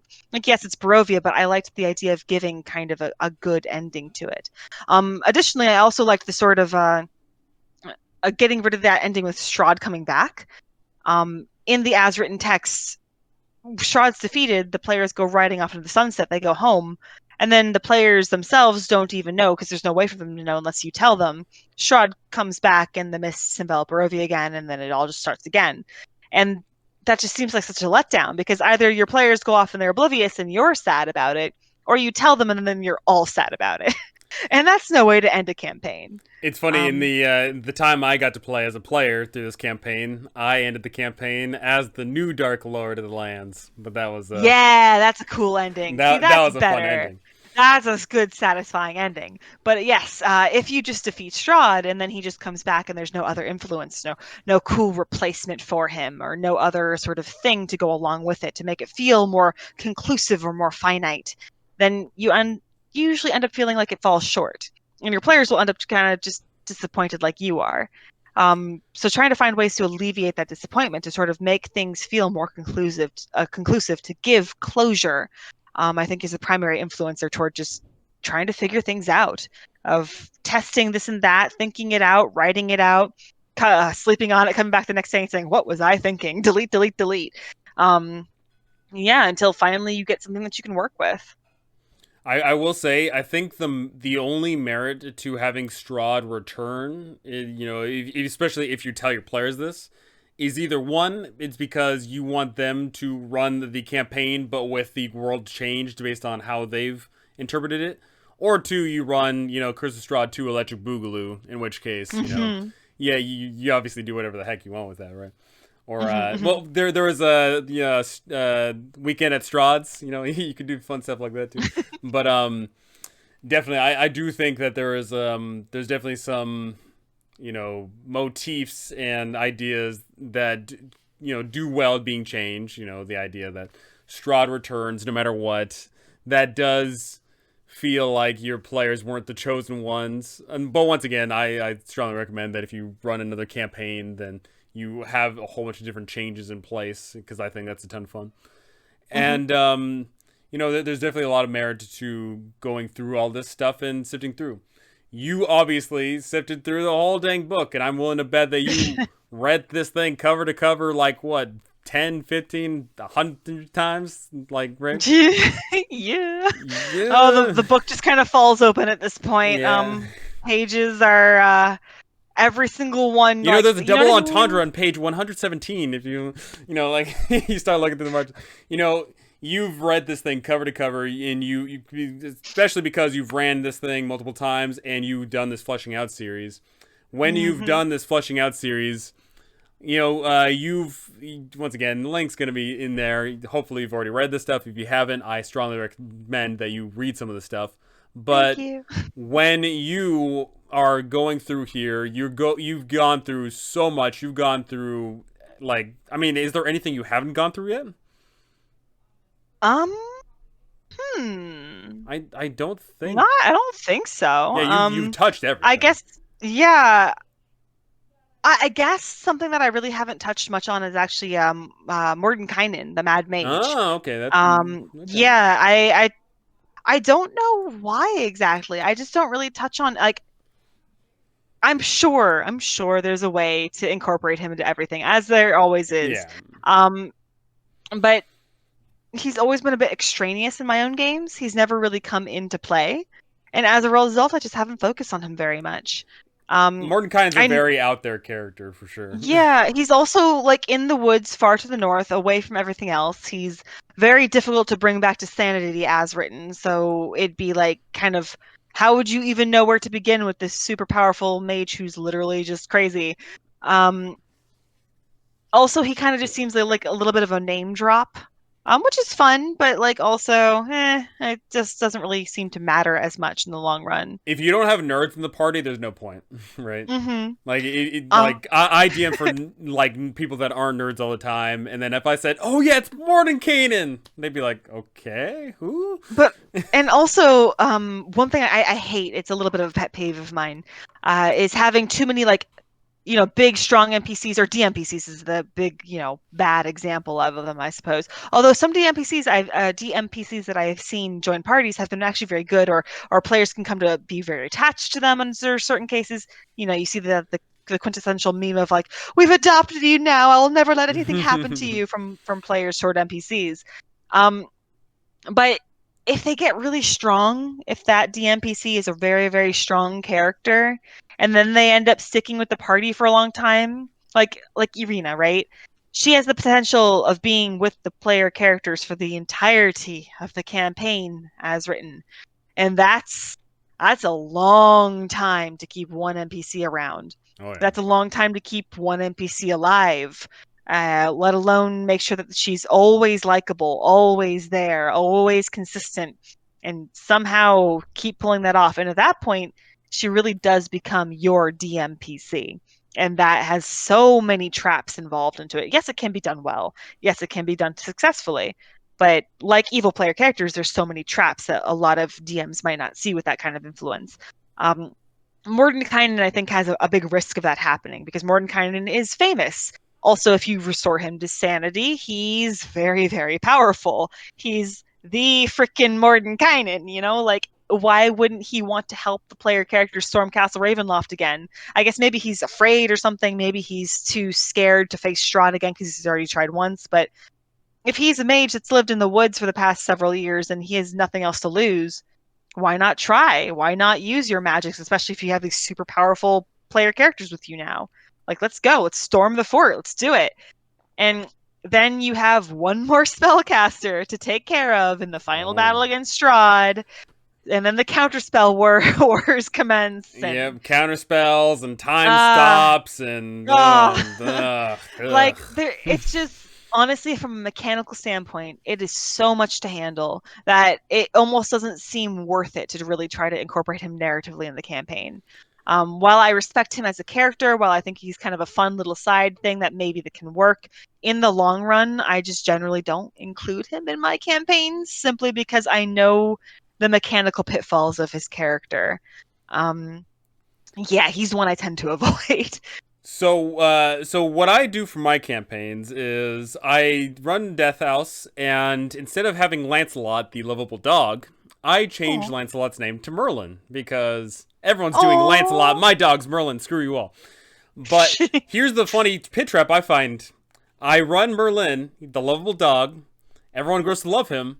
When they get out of Death House and they have Merlin, this cute little dog named Merlin. He's got a cute little hat, a little wizard's hat. They eventually Oh. they eventually hear the news that, oh yeah, last year this wizard came and stormed the castle. The first and only reaction everyone always has is they immediately look to the dog and they Are say, you "That's the polymorphed? dog. That's the wizard. We need to figure out how to save him." And then my players will, every group I run, they're always sitting there like, "Oh, we got to figure out a way to restore this guy. How do we do it?" And that's always a blast. Even though I do tell them eventually at some point, "Oh yeah, near the village of Valaki, there's a crazy wizard that shoots lightning bolts into the river to catch fish." And then I tell this to my players, and then they say, "What's that got to do with Merlin being the actual wizard?" He's though. Yeah, my original take of just naming him Lancelot was because of Gertruda. I Mm. always figured like Gertruda was basically like a Rapunzel character. She's been trapped inside for her whole life. She's very sheltered, very innocent. Has probably read a lot of fairy tales. Sees things very black and white as in you're the good guy and you're the bad guy. The prince is going to save the princess. And so probably had a little bit of, whatever might be the equivalent of the Arthurian legends or something maybe that she might be familiar with. Um, yeah, and I was like, yeah, Lancelot's heroic. She'd probably name her dog Lancelot.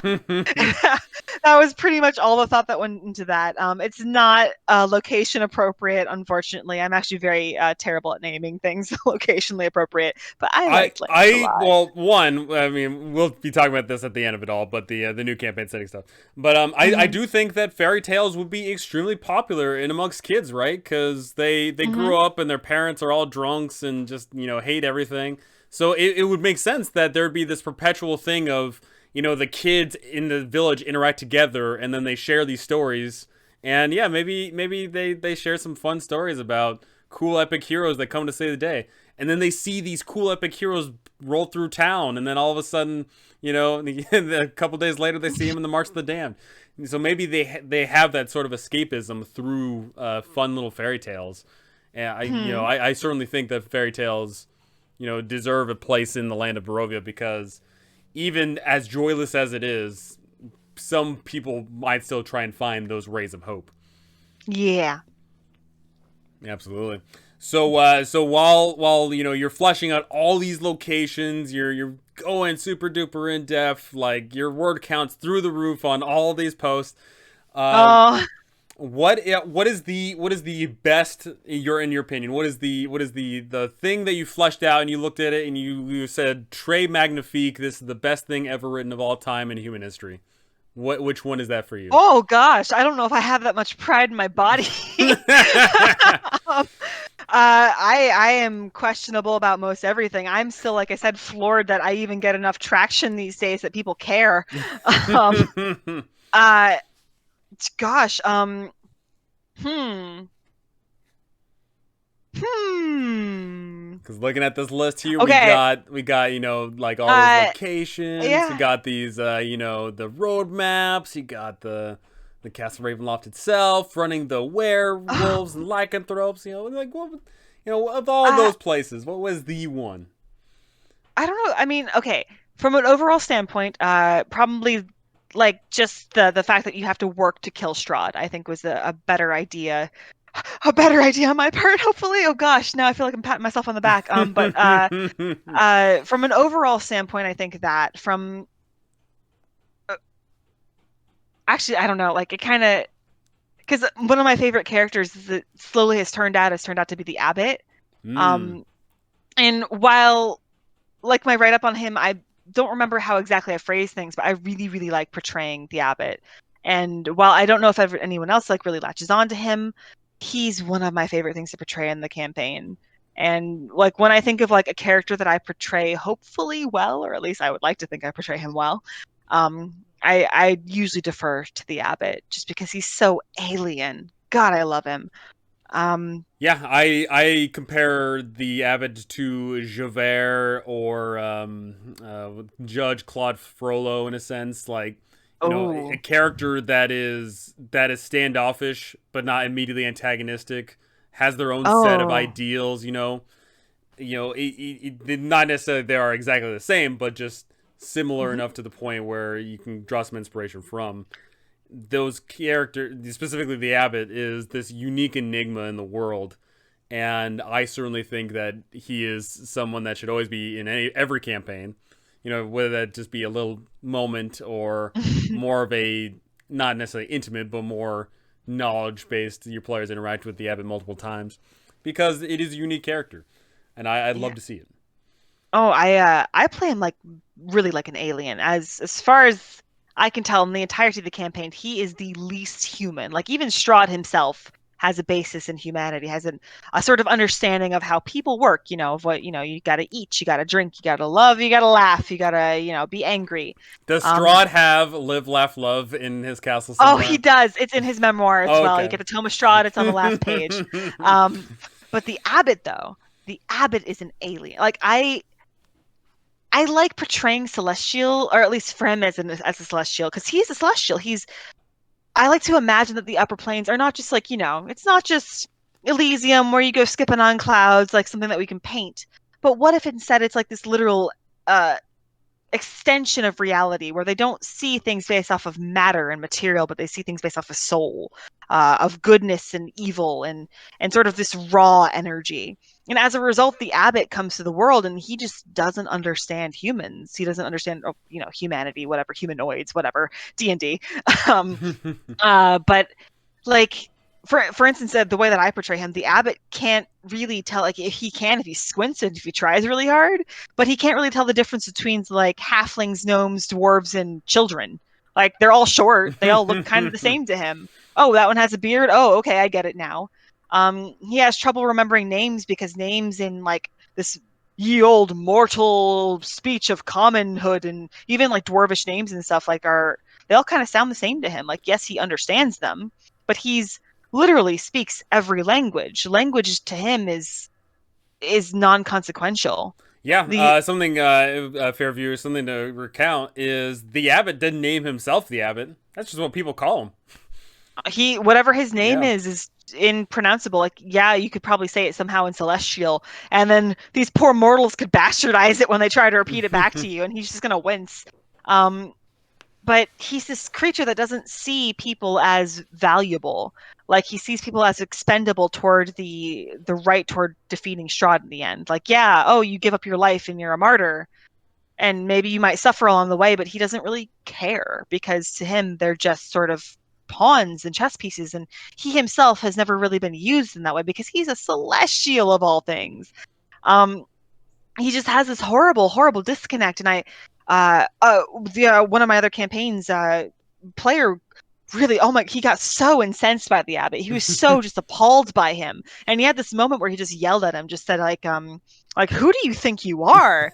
And I had this moment where I just sat there like the abbot. And then after like a good like 10-second pause, uh, oh, you're upset. Oh, you're upset. I see. Like where he just didn't really, he wasn't able to read the emotions at play.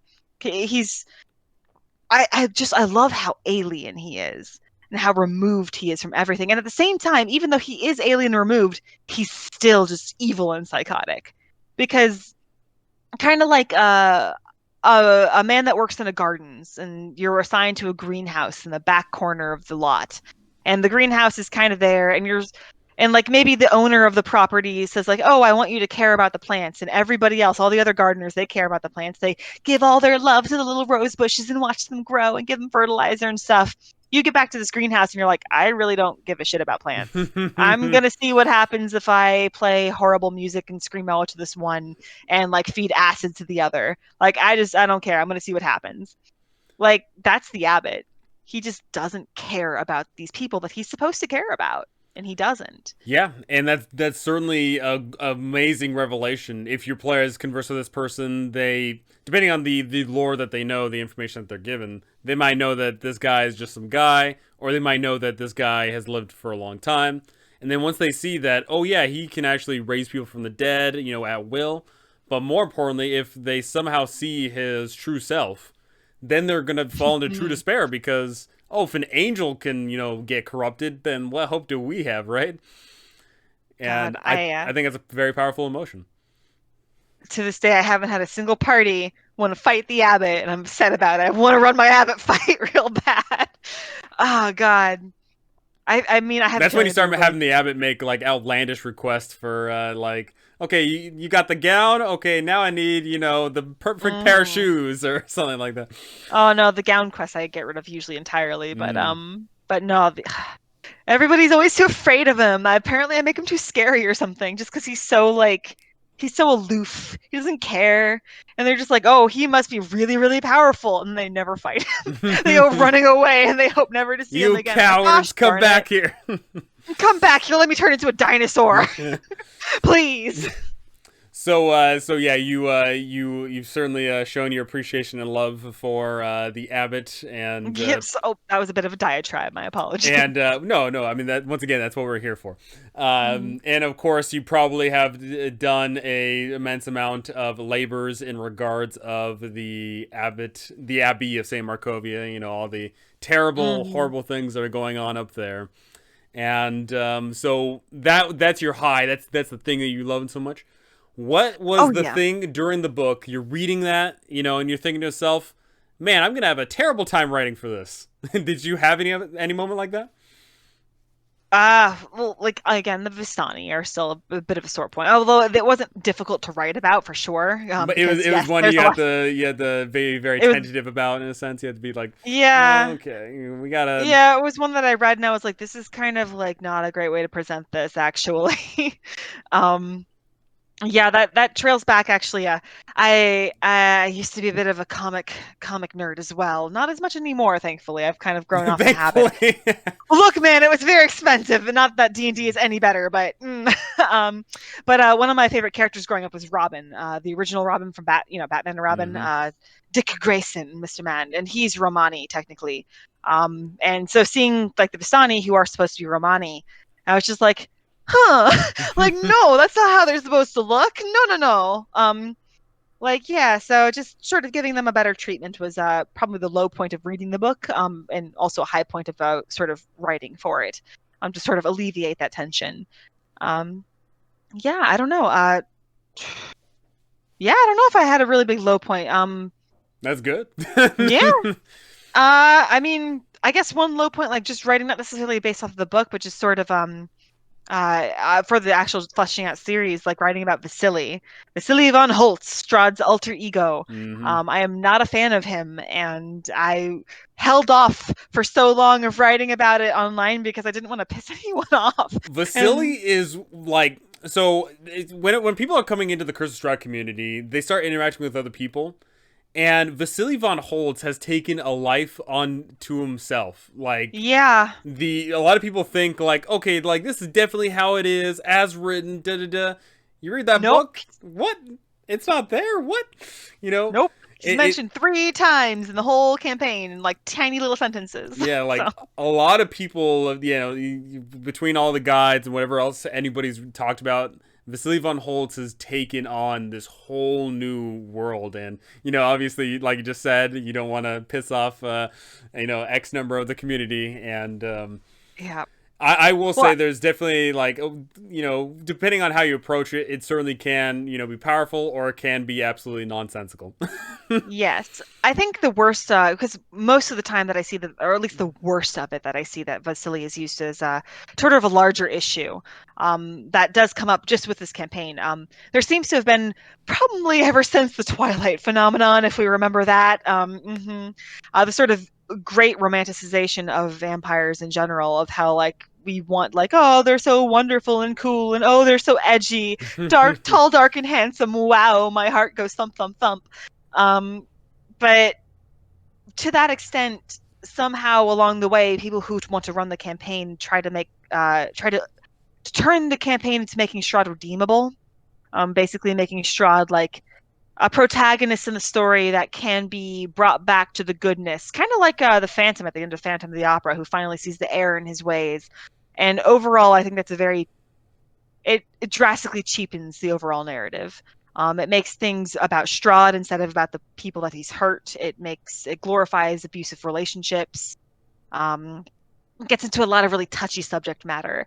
And Vasily von Holtz, I think that in the worst of cases, and unfortunately many of the cases that I have seen, has been sort of used toward a vehicle toward that redemption for Strahd. And I don't agree with it, like, at all.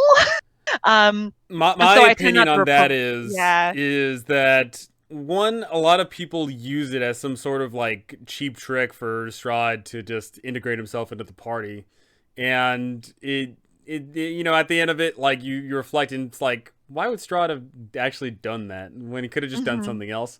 But two, most important of all, you know, Strahd could be a busy guy. Why the frick is he spending like? Why is he like LARPing all day? Right? Like that's the Yep. part that you know what I mean. Like, why would he be? Why, when he's got so much other things he could be doing? Why would he be Hmm. chilling in town? Walking the part, talking the part all day long. Like, yeah, man, he might do that for like a flash, but he wouldn't be doing it for days, maybe even weeks on end, depending on what the group's getting up to. Right, joining again as a DMPC once again with the party, traveling Mm-hmm. along, being their friends. Yeah, Strahd. I like keeping Strahd unimaginably a villain to really see like even if there is a point where like players are like, oh, he's just doing everything for love, maybe he can be redeemed, and then realizing just how awful he is, how evil he really is, and how a man like that might not deserve redemption. Um, if even if he were actually keen on pursuing it, which he's not, Strahd, as written, as absolutely is not keen on his own redemption. He might even think that he's great, but no, he's certainly not. Um, yeah, and so those are things that I think are a bit of the low points of just sort of writing about it or reading about it, trying to deal with sort of this phenomenon that people want Strahd to be the protagonist of the story, when really that fate should rely either on Ireena or on the players, and pretty much nowhere in between, or both. um, but yeah, Strahd should not be the protagonist of this campaign. He I, should not be so important that you need to have him so often. He needs to be the villain here, because otherwise, where does the campaign go? I will say if you do want to have a game where Strahd is redeemable, I would strongly recommend that you change everything. Change Yeah. like there's certain elements of the story that are irredeemable. There are certain parts that just don't make sense, and I think that there's a better story to tell about a redeemable villain. You know, Hmm. there's certainly a lot to be said about that. So Well, speaking of, huh? well, like another like a good redeemable character, for instance, is like Van Richten. Van Richten has done some horrible things in his past. Like he's murdered. Like he's also like actively against the Vistani. He's He's got a decapitated head he keeps around to question. yep. Like that's pretty He's gnar. he's got a rap sheet, but he also like pushes everyone that he's ever cared about away because he's scared of them dying. Like he someone like that who actually is trying to help the greater good but somehow keeps doing things that he finds that he himself recognizes as deplorable and somehow can't seem to move past that. That's a far more tragic and compelling story than I'm a Bwahaha villain in my castle and I don't see anything wrong with my actions and you're trying to tell me that I'm wrong. Screw you, lightning bolt. Like that's not a redeemable story, and it shouldn't be. Again, it should be about vanquishing the darkness, not about convincing the darkness that it's light. Yeah, and speaking of vanquishing the darkness, there, we've got this big old laundry sheet of things your players do right in the beginning of the campaign. They do in the middle of the campaign. But how does this grand finale play out? What does the end game look like? What is that showdown with Strahd after your players navigate the world, grab all these items? What do you actually have the showdown look like? Oh, um, it's usually a several sessions long fight. It's not usually all completely in turn order. Several times I usually have the turn order drop as the players have to sort of pursue their prey through the castle. I very much use the castle as an element toward the fight in general. Strahd, after all, his legendary actions, he can literally phase through walls, just whatever. That's what he can do. He can walk through them. So, like it's very much a bait and mouse sort of cat and mouse sort of fight, I think. Where Strahd is using everything that he has to his advantage to sort of kill the players. It's also one of the few times in my own personal campaigns where I really do take off all the restraints. The majority of the time when I have an encounter, there are certain elements that I'll ease up on because maybe I want my players to feel a little bit more victorious. Strahd is the one encounter where I'm like, if you die, you die. Like this is just all out war. Like this is where I'm going to go as hard as I can on you guys. I have my stat block here. It's balanced for you guys, but I'm not holding back. Um, and then we go at it. It's a freaking old classic brawl with a vampire in a castle. Um, but I try to, like I said, make it stretch. I try to go in and out of combat order. I usually hold initiative until like Strahd reappears or whatever after a few rooms or something. Um, just because I really want them to experience and appreciate Castle Ravenloft. I don't want the fight to be a couple hours and then the boss is over and then the campaign's over and woohoo. I want them to remember Strahd. I want them to fear him. I want them to feel like they've earned their victory. And that's generally how that final confrontation goes. It begins with Strahd meeting the players as a sort of civil combatant saying, "This is your time to die. I am here to vanquish you." And he draws his sword, and then we go at it. Um, if Ireena is there or the Tatiana PC is there, there's usually some moments, usually in the middle beginning of that fight, where Strahd realizes or has this sort of declaration of where, um, oh, I suppose I was wrong about this iteration. I'm going to kill you so that the next time you come back, I'll seduce you again or something. It's usually, of course, much more. I usually have a I'll get written you out next time. speech. Yes, you'll be better next time. I'm going to get you. For now, I'm going to kill you, my dear. But yeah, I usually have some sort of moment in the middle of the fight, usually in the early middle of the fight, where that happens and he actually starts to earnestly attack the Ireena PC. So that the battle is fair for them too. They're not the only ones not dying. But that's usually how that ending encounter happens. It's a straight up battle. I know that there are so many other ways to play it. I know that you can have a storming of Ravenloft with mobs at the doors. I know you can have the wedding at Ravenloft, which is a very I'm an popular advocate of the thing. wedding. Oh, the wedding's a beautiful piece. And Wyatt Trull, if you've ever met him, he's great. He's a good guy. Um, but yeah, the wedding is a good way to go about it as well. If you have Ireena specifically, or if you want the Ireena PC to walk in invited to her own wedding without needing to realize it, that's a cool way to go about it as well. Hey, you're just in Um, time. yeah, come up to the altar, my dear. Um, but there's many ways to go about it. It really is going to depend on the DM and what they like. I prefer, in my personal opinion, I really prefer that sort of just old fashioned brawl. This big epic boss fight straight out of a movie.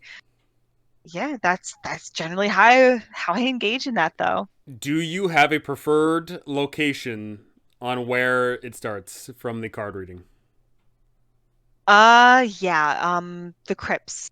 Usually Sergei's tomb, I would say. Sergei's Um, tomb, where he is over his brother's coffin, weeping. Yep. No, not weeping. I don't make him crying. I just What? sort of have, yeah, no, you can't What? cry, please. No, I have him sort of there lamenting, and then if the party pursues him into that crypt, he does make a sort of those horrible passive aggressive comments of how like he's so much better than his dead brother. All that, it's a whole speech, of how Tatiana was so poor for choosing him over me, and all that. And then he starts to fight, and usually I try to end it where Strahd dies somewhere at the tower. So he ends up going upward. So the battle literally follows him up through the crypts, up until the towers. And then by then, I usually end with the vampire fight against his dark power, where they summon vampire, and then vampire has flight, and you can use the towers, and that's dangerous Yeah. AF. Yeah, that's a really really scary fight, and I really enjoy that. Um, so either one or the other, yes. Moving down or up, basically through the castle. Alrighty. So yeah, your players, they go through this whole campaign, they get to the grand finale, they slay the foe, and there it is. Restored the land. Mm-hmm. But what actually happens to the land and what actually happens to the NPCs that they met along the way? Oh, I usually have kind of an epilogue, kind of. Honestly, the epilogue of my campaigns are some of the most peaceful moments in probably the entire things. It's super basic. It's super sort of movie-esque, Lord of the Rings, just ending on that happy sunrise kind of stuff. But yes, the clouds break, the sun comes out. I usually have some sort of pre-written dialogue of how they all sort of feel that warmth of sun on their skin. If they have any NPCs with them, the NPCs like wince a little bit, like because they're so unused to it. They've never seen the sun before in their lives. Um, and I usually have some sort of epilogue written for the player characters themselves. How maybe one decides to stay in Barovia and makes a life with NPC, or another returns to Baldur's Gate and eventually earns like I don't know, earns a great fortune for themselves, and another continues adventuring. Um, by the end of the campaign, I usually have some indication of where these player characters are going to end up in their later lives, and providing a sort of little epilogue for them that kind of realizes that hope and dream. Is usually kind of fulfilling for the players and kind of warm, fuzzy feeling in the pit of your stomach. I mean, like I Yeah. said, the time I got to be a player, my PC ended up becoming the Dark Lord, so he was a bit of a scumbag. But Hmm. that's certainly Also very popular. Also very possible. Yes. yeah, absolutely.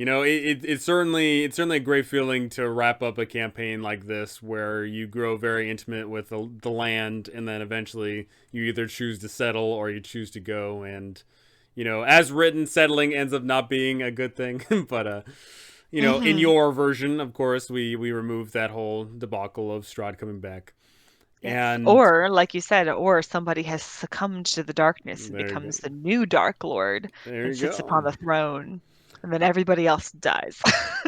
It um, it for me it was a really great scene because we just get done killing Strahd, and then we're like, yeah, we did it, and then all of our PCs turn to each other and they're like, okay, we gotta go, and because they knew I was gonna become the Dark Lord, so they all just ran away from the land. And I just casually walk around the castle and I'm like, it's mine, all mine. mm, if I, so far I haven't had a campaign go that way, but if I did, I think I think I would try to like, because of course you could probably see like, oh, there's a couple player characters here, or at least one player character that's really, really leaning toward becoming a new Dark Lord. And if that were the case, I would try to sort of reorient, or at least orient the last quarter at the least of the campaign toward like making sure that the relationships between the player characters and that Dark Lord, potential Dark Lord PC were really, really strong. So you could have like this sort of really end horrific cinematic where one person sort of assumes the throne and everyone else becomes kind of their cronies or their There minions. must always be Where a Lich King. yeah, like can you imagine it's just like, or if you have like two PCs that are best friends, it's like Strahd and Rahadin, right? So like the new sort of right hand man, and then the new person that goes off and becomes, I don't know, maybe the new mayor of Valaki or something under the rule of the new Dark Lord, and they're all immortal now because they're all being influenced by the one Dark Lord or something. Try to give like a really horrible, scary, evil ending that is a bit more cinematic as well, with everybody still maybe maintaining together because they're all still friends and they all really are connected to one another, but now they're all evil. Um, Especially if you have Argal as your fated ally. I think there's a crazy sad story to tell with that. If you build a relationship with Argal and then you kill Adigal. Strahd and then all of a sudden, huh? Yeah, Adigal. Yeah. Argal? Yes. I mean, Adigal. I don't know. Argal? It's I mean, is that Argal, Arigal, who knows? I say Argal because it sounds cool, Adigal. but Ye. but yeah, I think there's a great story to tell with that. Where especially if my ideal setting is Argal's the one that pulls them into the lands of Barovia. They Ooh. get pulled into the lands of Barovia, and then they're like, okay, this place sucks. Then they eventually meet Argal later, and then they're like, "Hey, that's that asshole." But then they discover, "Oh, we're your ally." And then they're kind of like, "Oh, we hate you, but we'll work together." And then they slowly become friends, and then over the course of the campaign, they're best friends. And at the end, Argal just has this little click, and he's like, "Okay, Strahd's gone. Now I'm in charge." And then he backstabs someone. I think that could be a really fun scene Oh, for that'd be sure. fun. Yeah. Oh, yeah. Oh, Curse of Strahd's great. We Absolutely. I love it. mean, Hmm. this is the type of narrative you just do not get from any other campaign purely because it just doesn't fit. If you have a campaign where you are globetrotting, you don't get to interact with the same NPCs that often. You don't get to interact with the villain that often. And that is an unfortunate downside of many of the modules. Yes, some of the modules do take place in a small scape, specifically Waterdeep, of course. Waterdeep is incredibly Hmm. intimate in regards of its location, but there's just not as much emphasis on things wrapping up as they do in Curse of Strahd. And that's why we love it, and that's why it's got the biggest community, and that's why it's kicking ass, and that is why that fan base is so well driven. They are demanding Wizards of the Coast open up a new campaign setting. And guess Hmm. what? After countless polls and the community crying out to the heavens, we got it. Van Richten's Guide to Ravenloft just got announced the other day. And of course, the fans are stoked. I Oh my assume God. you are Yes. in the stoked department.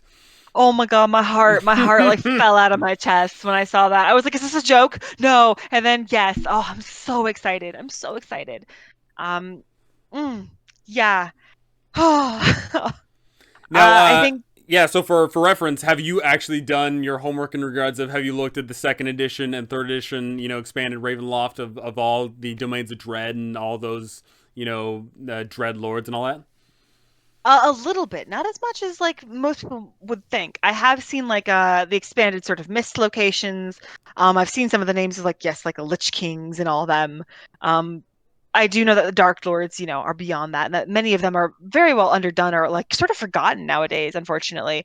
And Oh I'm yeah. really, really hoping that this new setting book will expand upon them or sort of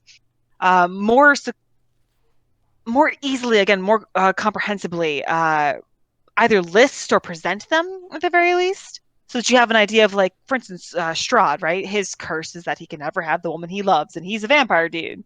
So another dude, he's cursed this way, and this is what he wants, and this is his domain, and his domain is ruled by I don't know, fetid bog, um, or whatever it might be. I really hope for the settings to be a bit general at the first, and then maybe some specific examples as well. Um, I know that they also have like the additional subclasses and things for players, which are very exciting. Um, yeah, very excited. I'm yeah, pretty excited about those as well. Although I have to say that the one thing I'm really the most excited about is the bestiary. Yes. Um, I love new monsters to play with. I already modify monsters all the time to sort of make them level appropriate to the party and whatnot. But just sort of seeing new things to like interact with and new creepy crawlies to put into your campaign, they're always great. Um, yeah, and then making them There's only so many Ravenloft times you can specific. throw in zombie at the party, right? Yeah, or well, honestly, what really, really needs a little bit of an expansion is Celestials. There's like 10 Celestials in 5e. Oh yeah. Oh man. But oh gosh, I'm really excited for the new book, so much so. Yeah, I mean we've already gotten a pretty decent amount of detail. 30 locales detailed out. We're gonna have 256 pages. We get a 20-page adventure. We get all these various things, and of course, some of the people that have written on it are already flooding to Twitter talking about their awesome experiences because Wizards of the Coast is really driving home the fact that they did in fact have racist things in the past, and they're obviously trying to not do that anymore. So Oh, they're working very hard to present air quo new locations that aren't just terrible racist riffs. They're gonna be yeah. fun. They're gonna be interesting, and we're getting a wide variety, and that's what we want to see. We want to see a variety. We want to see places that we haven't been to before because I know for a fact I'm going to be running some awesome adventures and some awesome places, and I can't wait to get my hands on this book to truly make that come to life. Hmm. Yeah, I'm hoping for I'm hoping to use like hoping again. I'm not sure exactly how much it's going to present, but I'm kind of hoping for enough like content that it at least inspires that to put together sort of a secondary campaign almost in itself to see if I can continue with a couple of the groups that I'm running right now. Kind of like in the same way that Horde of the Dragon Queen follows up with Tiamat. Although, those are quite different, of course. But Yeah. at the very least, the second book, takes them up to level 20 where they face a god. I would love to see or be able to create higher level sort of dips into the domains of dreads. Maybe you defeated Strahd, but that's just the tip of the iceberg. Now you're going to As go the on an mist epic adventure. departs, you're still in the domains of dread. Nah. Yep. You can go now, or maybe you gain the ability to traverse the mists, but you can't get back to the actual material plane. Some sort of strange entrapment, but now you have to figure out what to do. And instead of facing Dark Lords, maybe you are facing the Dark Powers themselves, Yeah. trying to find them and go after them in this big epic quest. Yeah, that's what I'm hoping for, is to be able to put together stuff based off of that idea. Well, not only that, but thank goodness we've got this community, because I know as soon as the community gets their hands on this book, they're going to start pumping out content for it, and it's going to be flooding the interwebs, and it's going to be great, Hmm. right? We know that as soon as people get their hands on it, there is just going to be so much excellent content just pouring through, and it's going to be so great to take. And I can't wait to see what Wizards of the Coast gives us. I can't wait to see what the community gives us. And I can't wait to see what you give us next. You better start working on Icewind Dale, fleshed out. Once you get done playing through it, of course. No spoilers. Yep, please no. I'm really enjoying it. It's a good time. it, It I, really is. I'd have a good time running through it, and I'm certainly going to run that module more and more because I think it's an excellent module. Hmm. Oh, Alrighty, so yeah, we talked about a lot of great things here. Is there anything more you want to talk about? I don't think so. I don't. I Oh, you don't probably have want to like talk to me. I've I see talked how it your. is. Oh no, no. I think I've talked your ear off. I don't know what else to add. Like Oh yeah. I guess yes. If I am Mandy. I am the author of Fleshing Out Curse of Strahd. I posted a whole bunch of stuff to Reddit, and I am currently rewriting and creating sort of more organized, actual, like visually appealing chapters. Um, but strangely enough, it's the majority of it is the same content, of course, with edits and better revisions and whatnot. But the actual amount of writing is the same. But seeing it in like an official format, it looks so much longer than it does as bullet points. Like on Reddit, it looks so short in comparison to like onto a page, which is Oh yeah. actually really funny to me. Because yeah, well, like yeah, if you see the pretty versions as I'm calling them, they look like they're more long, they look like they're more detailed, but for the majority of it, it's actually kind of the same word count, which is crazy to think. But yes, I am currently reposting everything edited and organized to the DMs Guild. If you ever want to find my work, you can look for it there. Otherwise, that's pretty much all I've got to add. Yep. Links are going to be down below. It's going to be flashing on screen. It's going to be great. Oh, Yeah, thank you. I had an absolute blast talking to you about this module that we love, and I'm looking forward to seeing what more and more people get into with this module. I'm looking forward to seeing what comes out of you next, what the community comes out next, and I'm just looking forward to the future, because the future is looking just more and more up. Yeah. Yeah, optimism. Yeah. Yeah. Alrighty, It's that is going to do it for us. Thank you so much for listening. You guys are absolutely incredible for listening through all this. And yeah, I cannot wait to see you all in the next one. See ya. yes. See ya. Bye.